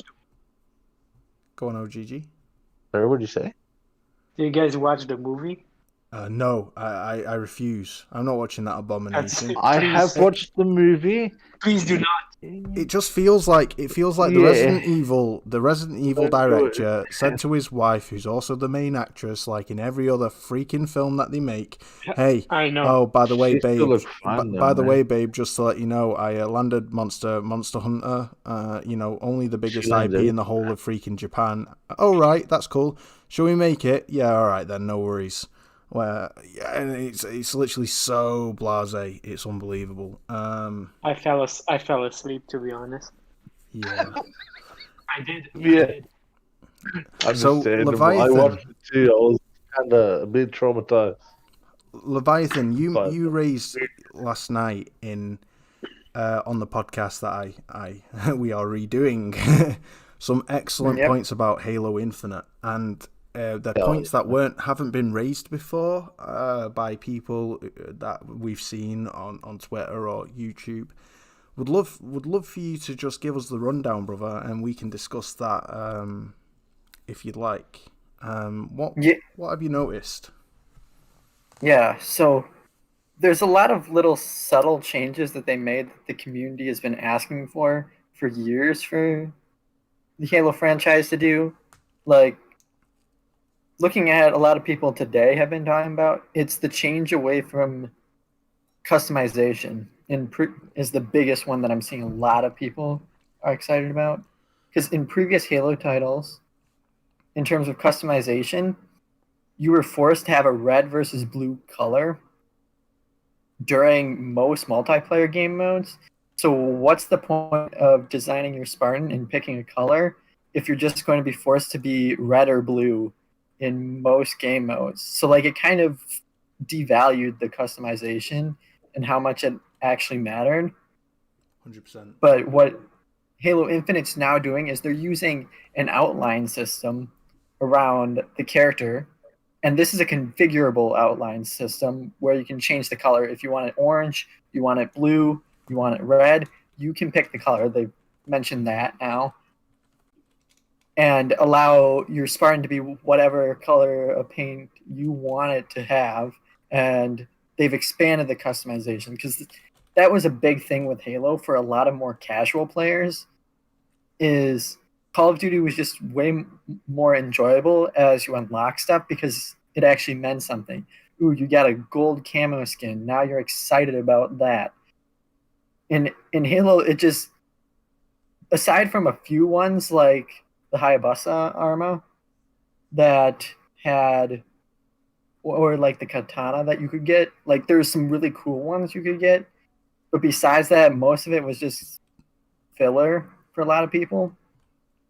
That's probably the biggest change And yeah, they're doing a battle pass system with that, of course, because it's a free-to-play game. But the battle pass system for Halo Infinite is you can purchase it at any time for any season that's released so far. So say 2 years down the road, you decide, okay, I'm going to buy the holiday 2021 season. You can. So like they're doing Battle Pass a lot better than Fortnite does, in my personal opinion, because they don't get that fear of missing out that especially Destiny 2 kind of had that feeling, at least for me, when I was still playing it. So they're really going in hard on making it more of a casual experience because the genre can struggle. And just say I was really impressed with how you can change the shoulder plates, the kneecaps, the helmet, the entire look of the character. And I thought, flipping out, that they're giving a lot of player expression freedom in the new Halo. And for it, I've said this at Halo's defense, and I've gotten a lot of flack for it. Been kind of put under the firing squad by a lot of my fellow PlayStation fan brethren. Because I've genuinely said this Halo is looking to actually be everything a Halo fan could want. And they're like, shit, well, you capping, bro? What you chatting? And I'm like, I'm being serious here. Like, I remember the Halo 2 days. That was the last time I was really into Halo, was with Halo 2. And this game makes me feel like I'm taking a nostalgia trip that doesn't disappoint. And when I say that, it literally means, you know, if you remember, like, I don't know, how amazing this girl looked one night, but you were drunk, and then you go back, and then you see her for the second time, and you're like, holy shit, I'm running, right? And that's usually what nostalgia does. It gives you googly eyes. I'm going to pick up MGS3, my favourite game ever made, and I'm going to play it, and I'm going to be like, oh crap, this game feels really clunky to play, and I'm really disappointed, and oh no. Sometimes legends are best left buried and remembered until a remake, right? A full-on remake, in my opinion. And that being the case, Halo Infinite to me feels like Halo 2 got a remake. And although the graphics aren't the best, and Halo is no longer arguably the entire kind of industry leader that it used to be, I think we can all agree with that, and that's a shame. It's no longer the industry leader because what it's doing, it's not completely new. Online multiplayer was so new to people, it was so alien that's what put Halo on the map, and let alone the quality of the game and the vehicular combat and the teams and the way teams were kind of set up, the color coded teams. It was all new and fresh at the time. But these mechanics are just we take them for granted now. So how are they going to set themselves apart from Battlefield 6, for example? I mean, arguably the best looking multiplayer game I've ever seen in terms of the gameplay. I'm going to be all over that. That's probably going to end up being my game of the year. I'm not going to lie. Battlefield 6 is just blowing my mind right now, and I cannot wait to play it. Nevertheless, Halo Infinite kind of looks like the kind of game that if I were a hardcore Halo fan, I'd be like, the graphics aren't they're more than acceptable now. They weren't like last year, but to me now they are. But the gameplay, it's like, yes, that's what I'm looking for. That's what I want. That arena shooter, sweaty, skill tier based kind of where you have a lot of skill expression and a lot of a skill curve to really master it, and it looks like a lot of fun, and especially with that player expression, with your own custom AI kind of voice to how you want, a bit like Elite Dangerous, where you can customize the voice to speak to you how you want it to and sound, as well as the different aesthetics that you can create for your character to make it look how you want. It's going to maintain a player base for a very long time, and that's exactly what Microsoft want. Yeah. So another thing to like mention is the new go on. Sorry.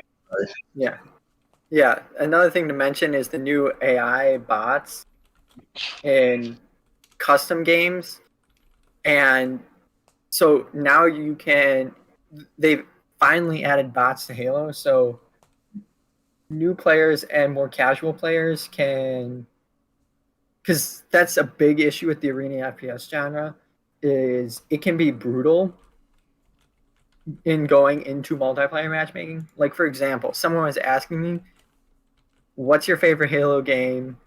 What multiplayer should I play first?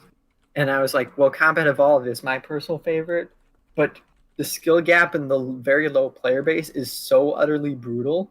I would not recommend any FPS player to pick it up until they have at least 10 days worth of play time, which is 10 days, 24 hours each, because it's that brutal. So the genre has been slowly dying because casual players don't have much to connect to, right? And then the actual learning the mechanics of the game, you get absolutely wrecked in I am multiplayer. So then listening, you're like, Leviathan. I'm just gonna be yeah, AFK for a second, but I'm still listening. Carry on.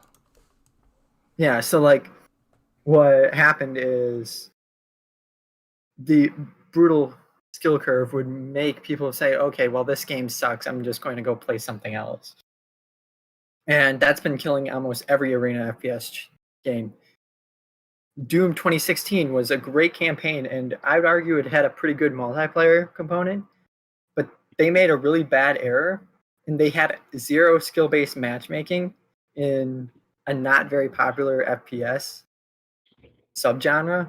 So it killed the multiplayer player base in under a year because people would join into games, and like I'd feel bad because they'd be 25, like I would get like 25 kills and they'd get zero, like an actual zero kills in the game just because they, and if you keep getting destroyed that hard, eventually you're just going to quit, right? So the addition of bots gives an opportunity for these people not to get brutally massacred out of the genre before they learn the mechanics. Because once you understand the mechanics, it's a lot more enjoyable because you don't get destroyed every single match you have. You only get destroyed occasionally, which I is just want far to more say, dude, comfortable.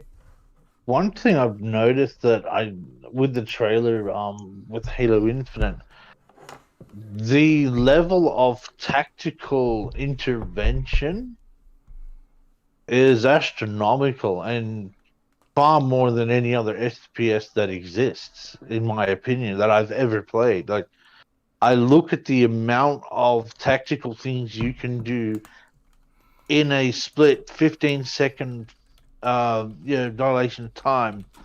There's so much going on and so much stuff that you can freely do that sort of pushes gaming to the next level.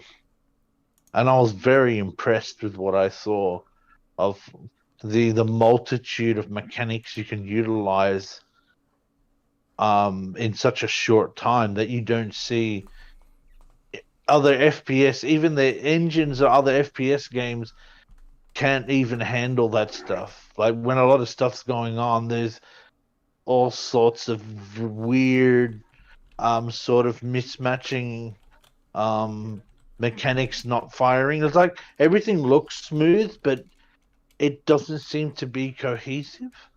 But with when I saw Halo Infinite, the multiplayer, I was like, it's perfect.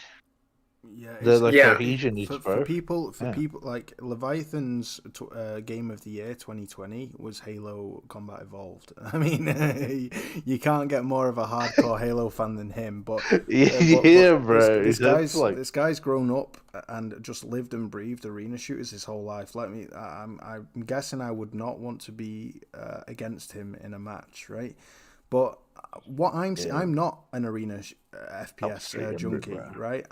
I mean, 007 was probably the first OG arena. Well, I don't know if Doom multiplayer was out before that, but I doubt it. I think 007 was the first arena shooter to kind of grace multiplayer consoles, if I know right, like first person On shooter. the 64? On the 64, yeah.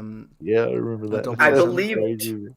believe Doom came for the PlayStation 1, but if I remember correctly, it's only 2-player, so it's not 4-player, and you need to own 2 PlayStation 1s to play it. You need to own 2 TV screens, and you need to own 2 discs It just wasn't and a happening. connector.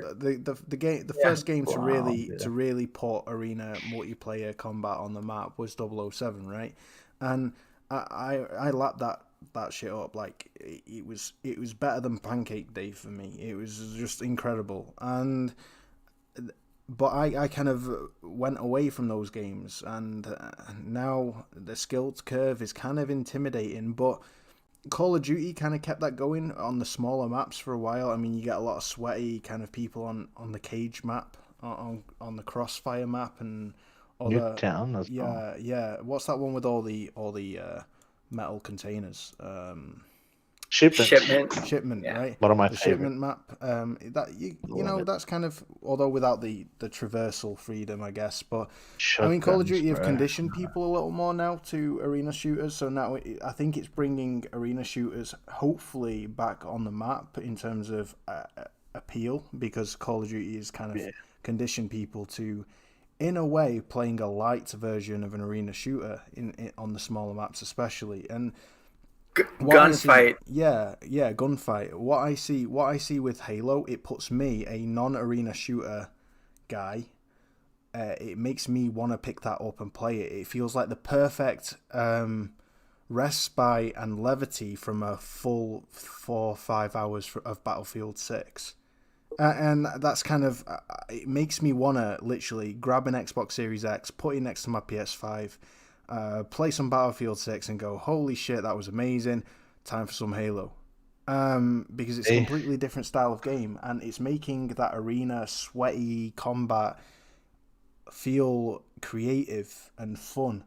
And Levi already knows I'm gonna get Halo Infinite on Xbox Series X. I'm actually gonna get a Series X because you remember I asked you if you're gonna teach me how to play.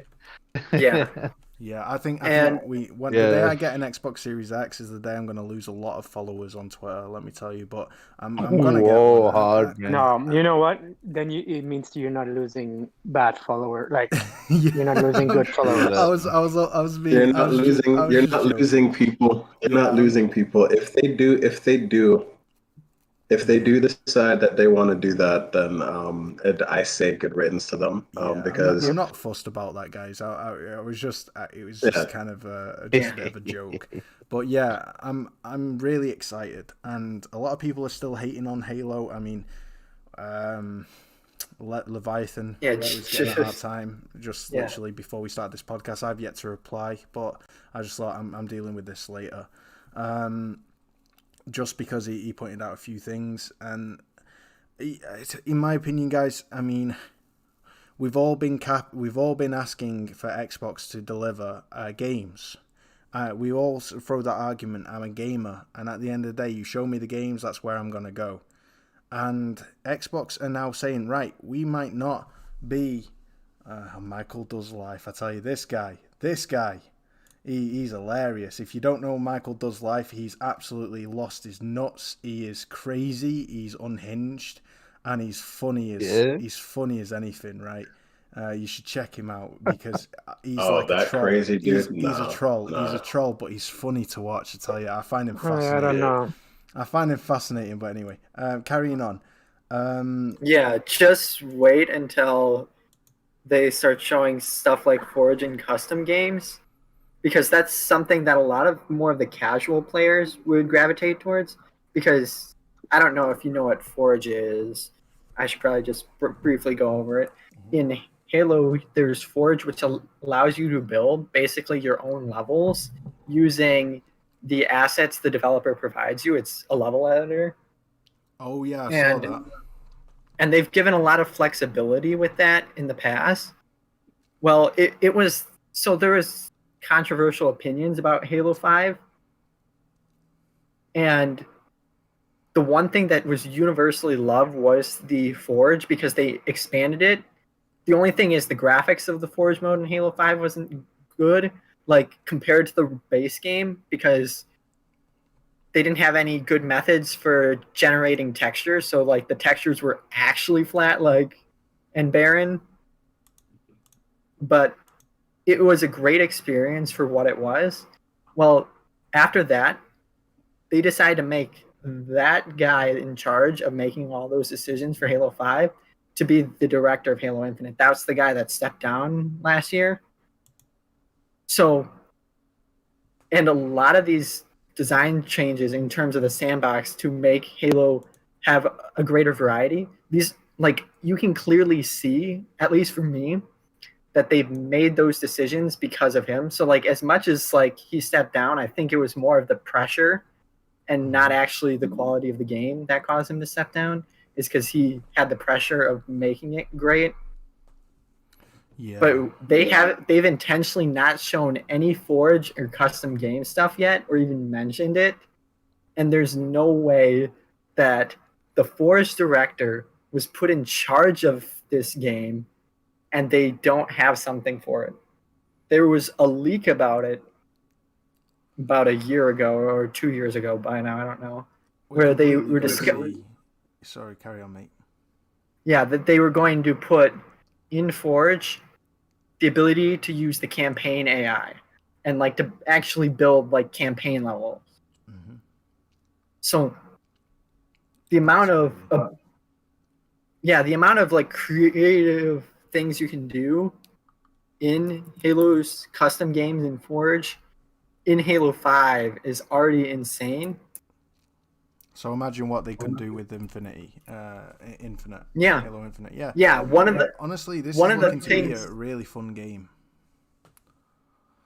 Yeah, and one thing I've got to mention, which I can understand. Like, I can understand from the developer's standpoint how disheartening during the development of Halo Infinite, how disheartening it was to get halfway through 2.5 years in development and have to scrap things and then start again. It kind of makes me understand maybe why Halo Infinite looked like it was really sort of free alpha during the showcase last year. Because if you work 2.5 years and something, you have to scrap that, and everything that you work sort of gets destroyed. It takes a lot for a person to come back for dedicating their lives to years working on a game. I just have a feeling that's got something to do with it. Yeah, that definitely happened because they kind of even told us that, like the Halo community, and it's the same message they just gave to the Gears community. Like, literally, I went back and started looking for the exact quote because it looked like they just gave the Gears community the exact same thing. What happened is they reached a point that they were heading in one direction for the franchise and decided they needed to change directions. They like needed to reinvent it because the direction they were going in wasn't the direction the fans wanted. So they committed into this new direction for Halo 5 that was the Prometheans, this art style that Halo 5 had, and they redirected it for Halo Infinite, which meant they had to completely change, like, they had to figure out a way to write out because Halo 5 ended on a cliffhanger. Like, they wrote a cliffhanger into the campaign, so they had to figure out a way to resolve the cliffhanger before this game starts and to make it make sense. So, like, they had so much extra work they had to do to write themselves out of the issues that they got their previous. And same thing happened to Gears 5. Yeah. I guess Xbox should just avoid the number 5 like Valve avoids the number 3. That was clever. Oh my days. Don't say the number 3 to Valve. When we gonna get No, do not ask about Half-Life 3. Mind you, credit where credit's due. Half-Life Alyx was dope as fuck. They take their time, man, with Half-Life. I've seen They so many all think reviews that. about it, and seen so much of what they've said about Half-Life Alyx, and I've seen so much gameplay, and I really want to play that game. That looks incredible. But Oh my yeah, god! Valve they've lost their way, but hopefully they're trying to make it back because they went through a 10-year phase of absolute shamelessness. They didn't even give a shit. So, but yeah, let's hope they're on the step up and they'll deliver possibly the greatest FPS to grace console since Half-Life 2. But Yep. but yeah. That's awesome. So to summarize the things about Halo that haven't been mentioned up until today, the faster responsiveness of and movement speed of the Spartans in the Halo play in the single player and multiplayer. It's like their default walking speed is basically Call of Duty sprinting speed. But also No, that was previously. They've sped it up even faster now. oh shit. That was the previous speed was Call of Duty sprint speed. So we're It's talking even faster now. Titanfall. We're talking Titanfall Oh. movement. Yeah, we're That's talking in the same like range. Yeah, that's And amazing. I'm right now playing this. Wow, Also, man. I just want to love debunk it. whilst we're here the narrative that this gameplay was 30 FPS. I'm playing it right now at half speed, and it's at half speed. It's 30 FPS. So it's clearly 60 FPS. What this gameplay It's has been shown. impossible. Like the stuff that I saw happening would have been impossible to perceive in 30 FPS. So. There are people Yeah. there are people saying that this gameplay was 30 FPS and that they've proved it because they've done the 30 FPS thing to see if it's 30 FPS. But here's the proof, guys. It's 60 FPS. Let's not be super silly. We might prefer PlayStation. You ask them to show I you, prefer and then they PlayStation, just get angry. but I'm going to don't give do it, credit where credit's due. Right, we're not dealing with a 30 FPS arena shooter. Since when, in the dawn of time, have arena shooters been 30 FPS? Well, since on the recent consoles. Halo 4 was probably the last big one on the Xbox 360. Yeah. So since the Xbox One PS4 era, nobody has dared touch 30 FPS in terms of the genre. Strafing as Technically, well. you could they've increased the Go on, mate. Sorry. Give me a second. I'll go find the exact time. I'll get it. I know where it is. I'll get it up. I'll get it up for you, No, Leviathan. There's a new one that shows it even better, from the other Spartans' perspective that they showed today. That I'm like, wow, that's an even better example. I gotta find it. It's whenever they get the overshield. I think it's like 345 of the new. Okay. Let's look this up. 348 348 of the new trailer. 348. Here we go. We're getting it ready here.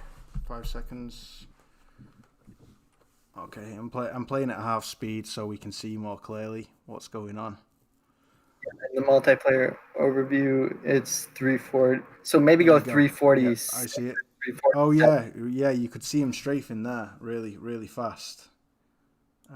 So strafing speed's been increased exponentially, which is allowing for more skill-based creativity in avoiding shots, in being a super ninja Spartan, which is what Halo players obviously want. It's an arena shooter. Look at that. This is half speed. In normal speed, let's turn it. See, the only reason he's able to even hit this guy is because he's wielding a shotgun right here. Shit! That's really hard to shoot. Whilst that guy's doing that, that's going to be a bastard to actually shoot with a pistol or a semi-auto, or even a full auto. That's going to be difficult. So that's a really good shout out. Yeah, that's the easiest one because I do sort of something similar in Combat Evolved in Halo 2, but I'm actually manipulating the engine in such a way to get there. So that's another thing is there's a lot of button combos, fighting games in Halo 1 and Halo 2. that you can do, but they're really glitches that Bungie never intended. Mm-hmm. Whereas now 343 is adapting some of those gameplay effects and actually making them proper elements of the game instead of exploiting a throwing glitch to get throwing there. that grenade so that the gun flies towards you. Well, yeah, that's a perfect example. In Halo 5, it was there, but in Halo 5, they added it because they realized, hey, this is a fun mechanic that people love from Halo 1 a lot. But the problem with it was it just became too impractical to do because you need to land your grenade to launch it to yourself, when half the time lining up that shot, you would just be better off just running to the weapon and taking it. I get the impression, Leviathan, there's an Whereas- algorithm right now in this Halo Infinite that where the computer reads if player 1's grenade blows up near weapon within this radius angle of that's kind of facing the player, said weapon will launch at the right trajectory and arch to said player in order for him to catch it, to make it a bit more... No, what they're doing is they've given you more of an incentive to go get it. They've placed the power weapon in such a way that you're going to be a sitting duck. You're going to have to jump out in the middle of nowhere where everybody on the map can see you and shoot you. So they incentivize you to use a grenade, or you use a grapple hook to get it. But that means you have to get the grapple hook. You don't spawn with the grapple hook. You have to pick it up off the map. And that means you have to make the decision, do I want a power weapon or do I want to go get the grapple hook? You got to make these moment-to-moment decisions. So you could do the easy way with the grapple hook, or you could throw the grenade. So now there's an incentive to actually learn to throw the grenade because there's a punishment for you to go get it. Whereas in Halo 5, you could do it with power weapons, but you could just walk up to the power weapon and it was normally covered enough anyway. So it was a fun, top 1% technique, but for the majority of players, it didn't really matter. It only mattered to the top competitive players to learn how to do that well. Yeah. Whereas now they took that into the design philosophy and said, this is a fun mechanic. Let's give players enough of incentive to actually learn this, because it's not a hard mechanic to do. You just need to learn how to throw the grenade. Yeah. You just aren't going to do it because you feel like it's not going to be productive, at least in Halo 5. Yeah, maybe the maps in this one in Halo Infinite are catered to allow for that as a more practical gameplay mechanic this time round. And that's awesome. There's the gravity hammer where he uses the grapple hook to grab it in the multiplayer overview. You could also use a grenade and launch that gravity hammer. You don't need the grapple hook. Mm-hmm. And they put it in such a way that it's a long enough distance that it incentivizes you to use it. So, player maneuverability, such as strafing, movement speed, and customizability of armor and weapons. That's pretty much the breakdown. Yep. Yep. Can I add something? I was going to say something I love. I kind of like the exaggerated suspension shock absorption of those jeeps when they're braking, slowing down, and they wobble, like they tilt forward and back. It kind of gives them a dramatic sci-fi feeling to it. I kind of think that's really cool. I just love that. I don't know. I think I would say that's a signature thing. I've never seen that before.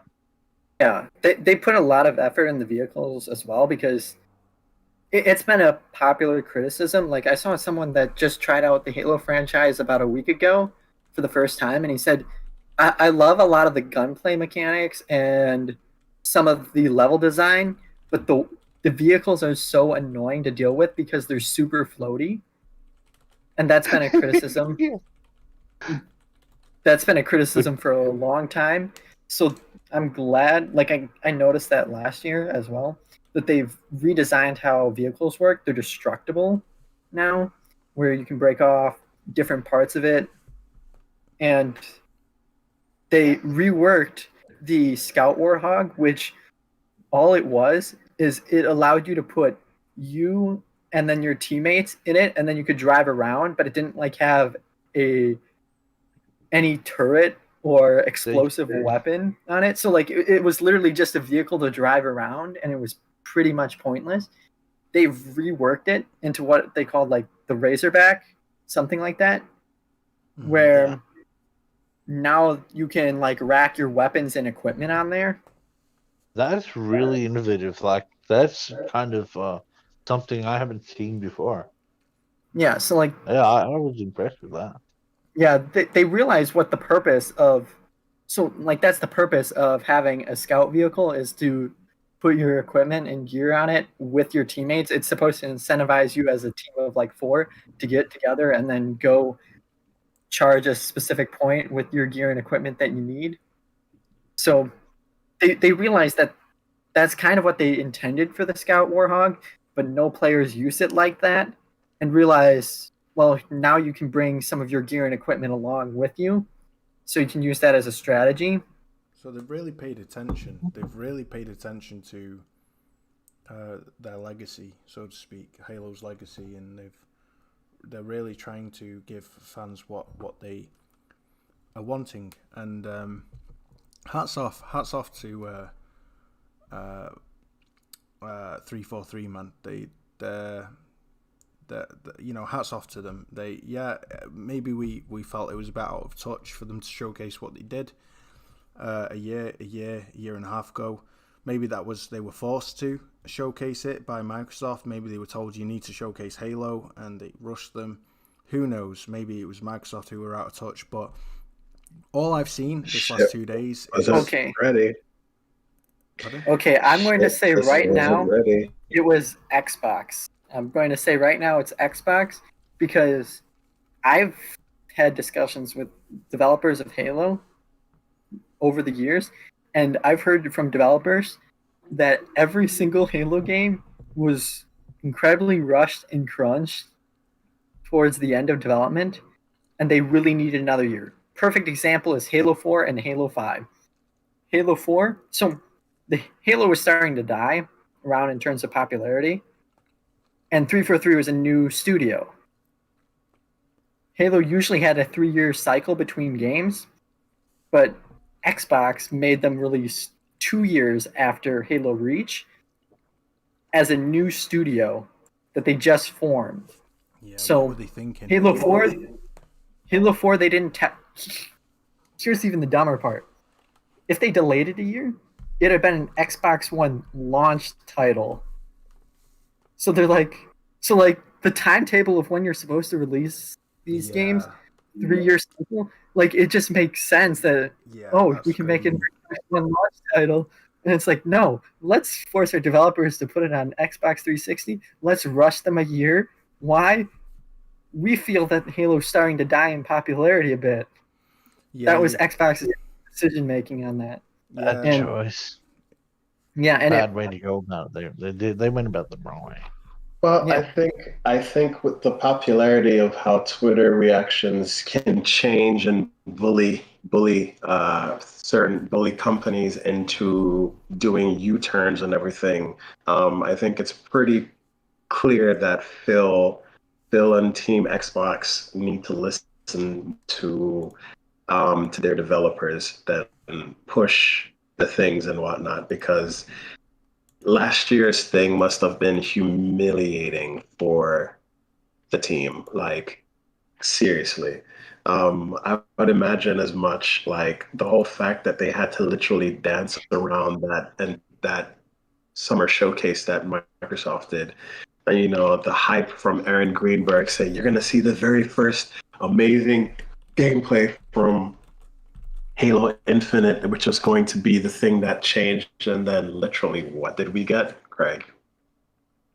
Yeah, and that's because and like to see them literally take a month and a half to really decide to go back to basics and is really heartwarming to see that Microsoft is really starting to listen to take that approach. And this is something that they should have done from the get-go, because like anybody with eyes could have come out of that tunnel, to come out of that freaking development bunker that all developers go into when they're crunching or when they're working on a title and they're just heads down, and say when they come up for air to take the stock of things and see that a showcase is coming, like I'm pretty sure every last one of those developers were like, this isn't ready. This isn't ready, guys. What are we gonna do? This Whoa. isn't ready. And Yeah. There go was up- literal even feel placeholder that. assets last year. There was literal placeholder assets that I could clearly tell, and like placeholder animations, and I'm like, this is something I'd see a year before launch of this title.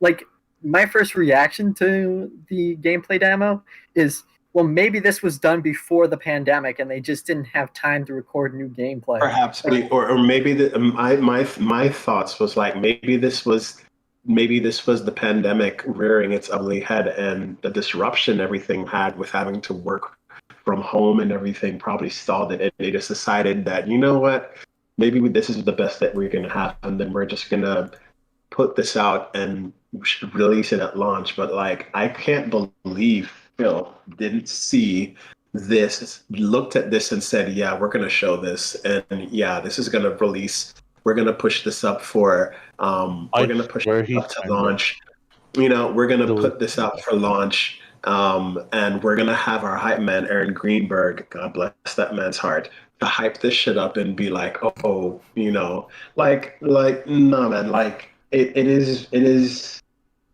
I feel for that team, Guys, because can we all agree there is something wrong with Phil Spencer? He kinda needs I don't think there's anything wrong with him. I think he honestly loves gaming and stuff like that. I just think right now, some of the things that he's called into question is questionable, from him, for a man that loves gaming, to make such kind of bad choices.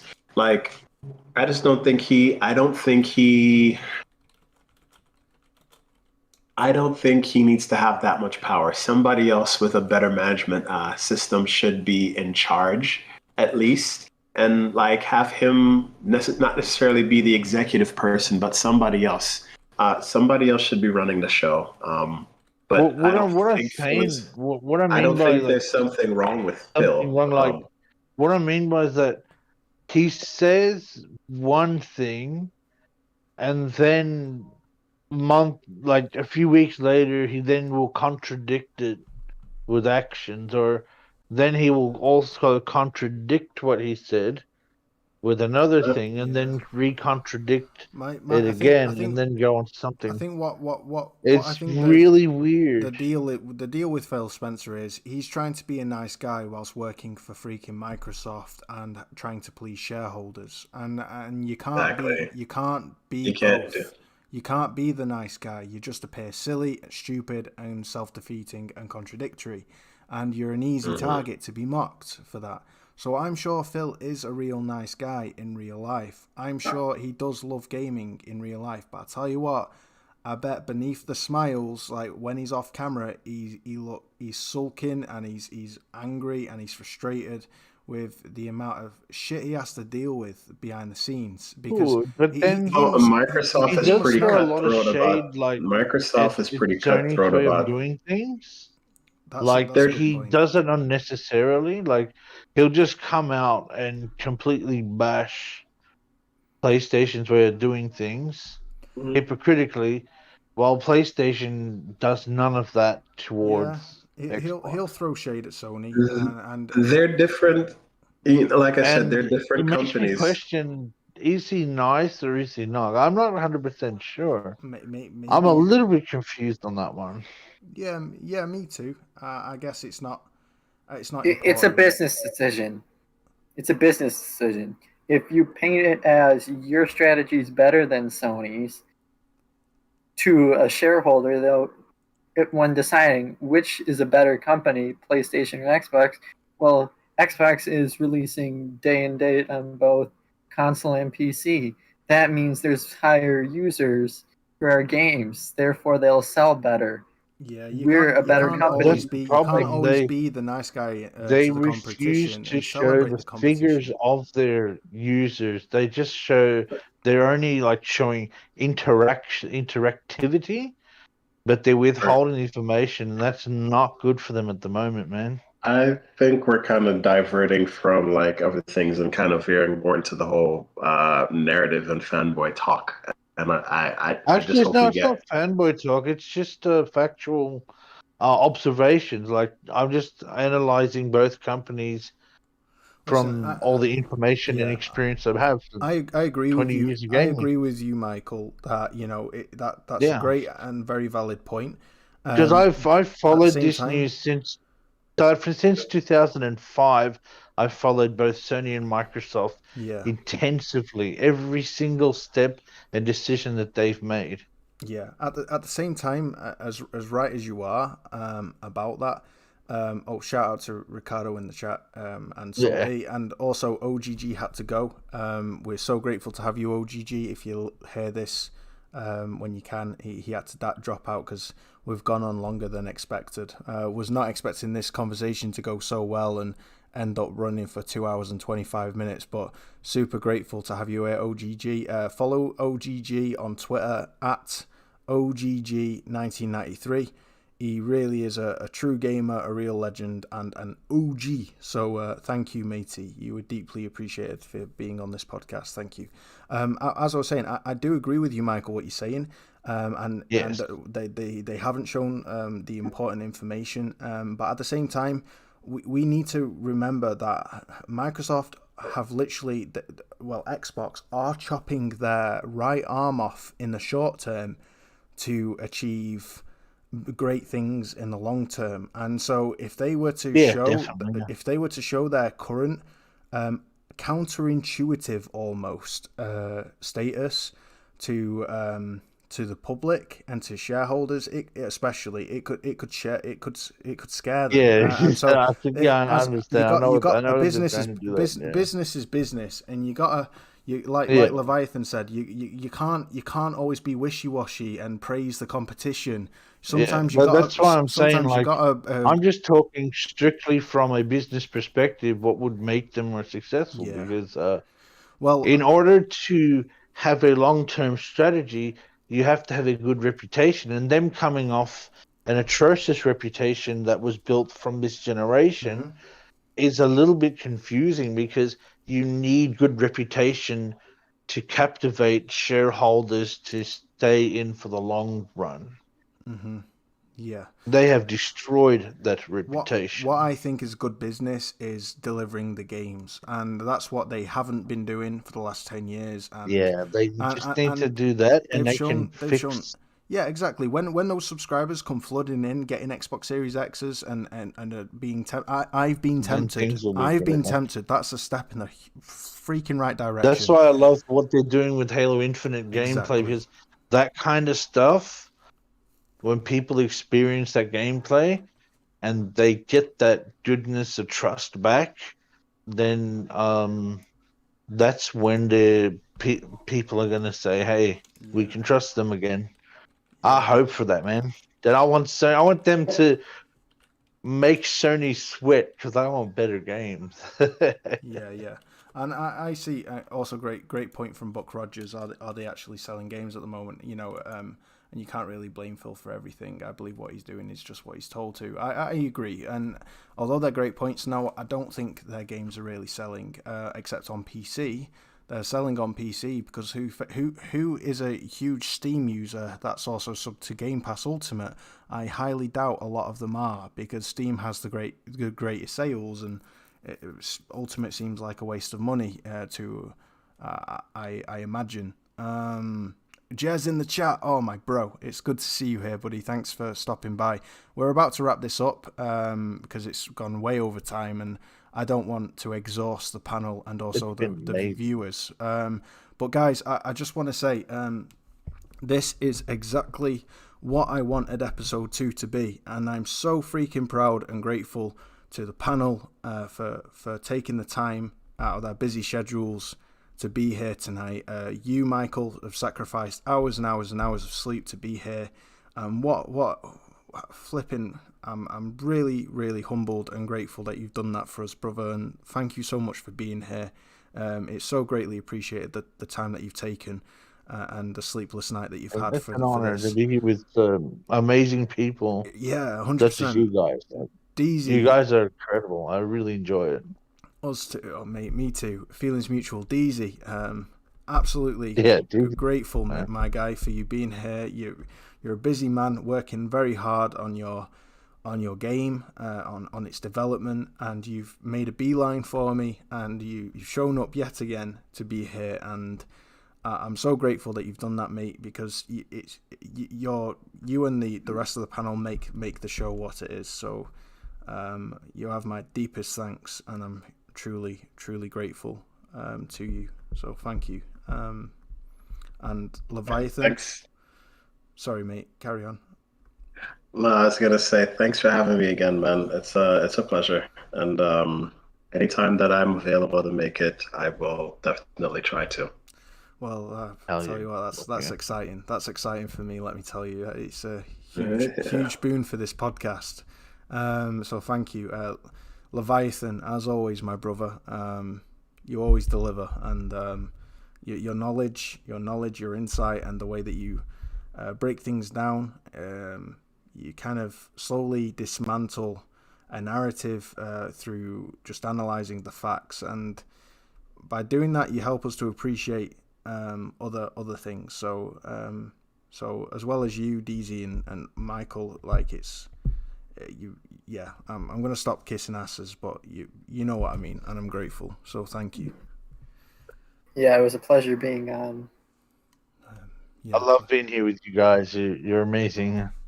DZ, you blew my mind, dude. Just with the depth of your knowledge is truly admirable, man. And Levi, it's good to see you like sounding happy and really, really hyped up. It makes me feel happy too, dude. Yeah. I appreciate that. Yeah, same here. Yeah, I appreciate you too. Okay. Thanks. And yeah, this is exactly what I wanted. So, Michael, where can we find you, my guy, on Twitter? You can find me. Let me see, I have Twitter open. This is a trick question. Right? I'm just messing with you. 3879489. That's hilarious. That's hilarious. I've got your description. I've got your Twitter handle in the description below. Panel Twitter. Michael 38794809. You like some robot serial number? I don't know. I should just start calling you Agent 47. Just to make it easier to remember. But yeah, you've got 48. You've got 48 written in your name. So Agent 48, that's your name from now on. All right, dude. Sev, Mr. DZ, where can we find you, brother? You guys could find me on Twitter at EXP Sev Davis. Also, I'm gonna plug the studio in because what kind of person would I be if I never plugged those hardworking guys and gals over at Fireslug? Give the team a follow, give the team a play. We definitely need your support, and all your feedback goes into making Ashbourne, our debut game that we're working on, a success. And follow our social medias and get in touch with us. We like hearing from you. Yeah. All right. I'm showing up Fireslug Studios right now on the screen for you guys to click on, to see, to follow. Fireslugstudios.com is their website too. They're awesome. They're making a fantastic game. It looks phenomenal. The art direction is beautiful. And it's going to be pretty damn ambitious considering the size of your team. And you're leading this, aren't you, DZ? No, I'm not the one leading this. My good friend Joel, he's leading that. Shout out to Joel, shout out to Yash from the engineering team, and everybody else at the studio that's putting in work. There's stuff going on at the studio, but I work a part of it. I'm I'm a lead in there, but not the head of it. Our creative director Joel is, and yeah, just get in touch with the team. Yeah. Well, anytime any of your team would like to join this podcast, by all means, it's good advertising for them as well. Well, from what little views I get, mind you, we got last week 800 views in a week, so it's Oh, gonna that's dope. it's only That's gonna dope. get better, and it's all about consistency of quality, consistency of the podcast and the panel, and so I'm going to work hard to try and work around the schedule of everyone so we can have a podcast like this. So thank you ever so much again, DZ, or XB Sev Davis. Again, his Twitter is at XB Sev Davis. Mr. Really cool. I happen to have him on Twitter even before I knew that he was a dev or anything. Well, do you know why? Because that's cool, man. When he tweets, it's either a receipt or it's either a gem of wisdom and insight. So it's kind of his credentials speak. His behavior and what he says speaks for his credentials. You know, he doesn't need to tell people. Yeah, hardcore, man. Yeah, 100%. Working like a true dev. Yeah. Speaking of being validated by what you say and how you explain things, and they kind of speak for your credentials. Leviathan Gamer, my dude, where can we find you, brother? And thank you for being on the show. Yeah, so you can find me at Leviathan Gamer 2 on Twitter. And sometimes I go on a bunch of other podcasts, but I'm going to be a regular on this podcast specifically. So, yeah. That's an honor, mate. I just want to, for a moment, pick your brain and ask you why. Why is it this podcast in particular that you have chosen to be a panel member on? Just because of who the people are involved in this podcast. Like, I know. Oh, that's so kind. Yeah, like, it's based off of who it is. If you're dealing with toxic, like, console warriors on a podcast, I definitely don't want to participate in one of those. Like, I want to participate in more productive conversations. But that's just my personal opinion. Amen. Same. That is chief amongst the reason why when Wooly described what this was going to be, why I decided that, yeah, I would like to. I mean, it was the first thing for me because naturally, you know, I like the idea of being able to educate people and bring things in a non-threatening way. And console war banter is fun to play around in, but like it is so tiring. And over the years, I've just decided I've become more off-put by joining in that kind of thing. And so like most of what I've been doing on Twitter has literally just been to educate or to have receipts. So I can educate. And so like with Wooly reaching out to me and everything, that was chief amongst the reason when he described it, I was like, okay, I could get behind this. So yeah, shout out to Wooly for that. Thank you so much. To any who watched this, who were on the podcast last night or were listening to the podcast last night, I just want to make this clear that it's not personal that I kind of got rid of that podcast session, and I reshot the podcast today with you guys. It's meant to be no offense. It's just it was falling into the exact kind of category that other podcasts do better and do best, and that is the entertainment bunch of gamers discussing the console wars, discussing the latest news, and all of that stuff, right? And I mean, we discussed the news on the Saltiest Gaming podcast, and Saltiest Gaming does that bloody well, right? The podcast is bloody amazing for its purpose, and it's super popular and it's blowing up.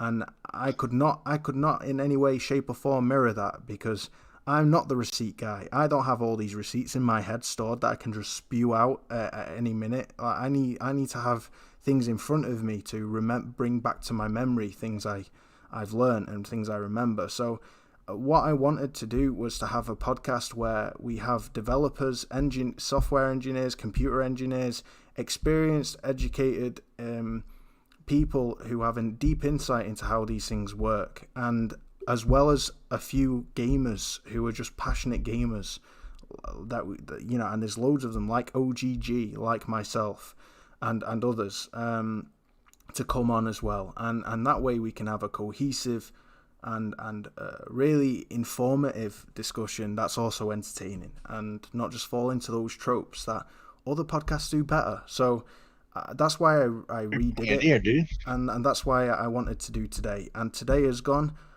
100 times, 1,000 times better, in my opinion, and has been exactly what I wanted this podcast to be. A true sequel to episode 1, a deserving sequel to episode 1.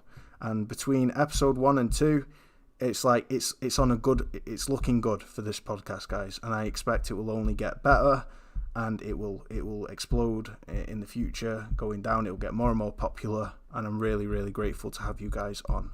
Shout out to the panel, Saltiest Gaming in the chat, Buck Rogers in the chat, Jez 7780, an absolute legend. Shout out to you, sir, because you're bloody awesome on that podcast that you've got going. That grinds my gears, blowing up 1,000 views a podcast, which is incredible. The Family Man Gamer, thank you so much for your support, brother. Tech Noir, my brother, I'm so glad to see you here. Last minute, yes, you're late, but it's all good. You can catch up, and thank you so much for stopping by. I can't tell you how appreciated. You're somebody I want to get on the podcast too, brother. I want to pick your brain. So when you got a mic and stuff, we'll have you on the show. Ricardo Barbosa, my good man and friend. Shaky has been a fantastic support. Shaky Shako, thank you for all your support, dude. It's really encouraging to hear your comments and your compliments to the panel. And there's so many more. I've run out of room on my scroll up. There were so many more who joined, who commented and said hi. So thank you. You were all awesome, and we love you. So thank you. OGG, he's gone now, but follow him at OGG1993. And guys, what a show it has been. So thank you so much. It's been awesome. You're welcome. Catch you guys on the next episode. And we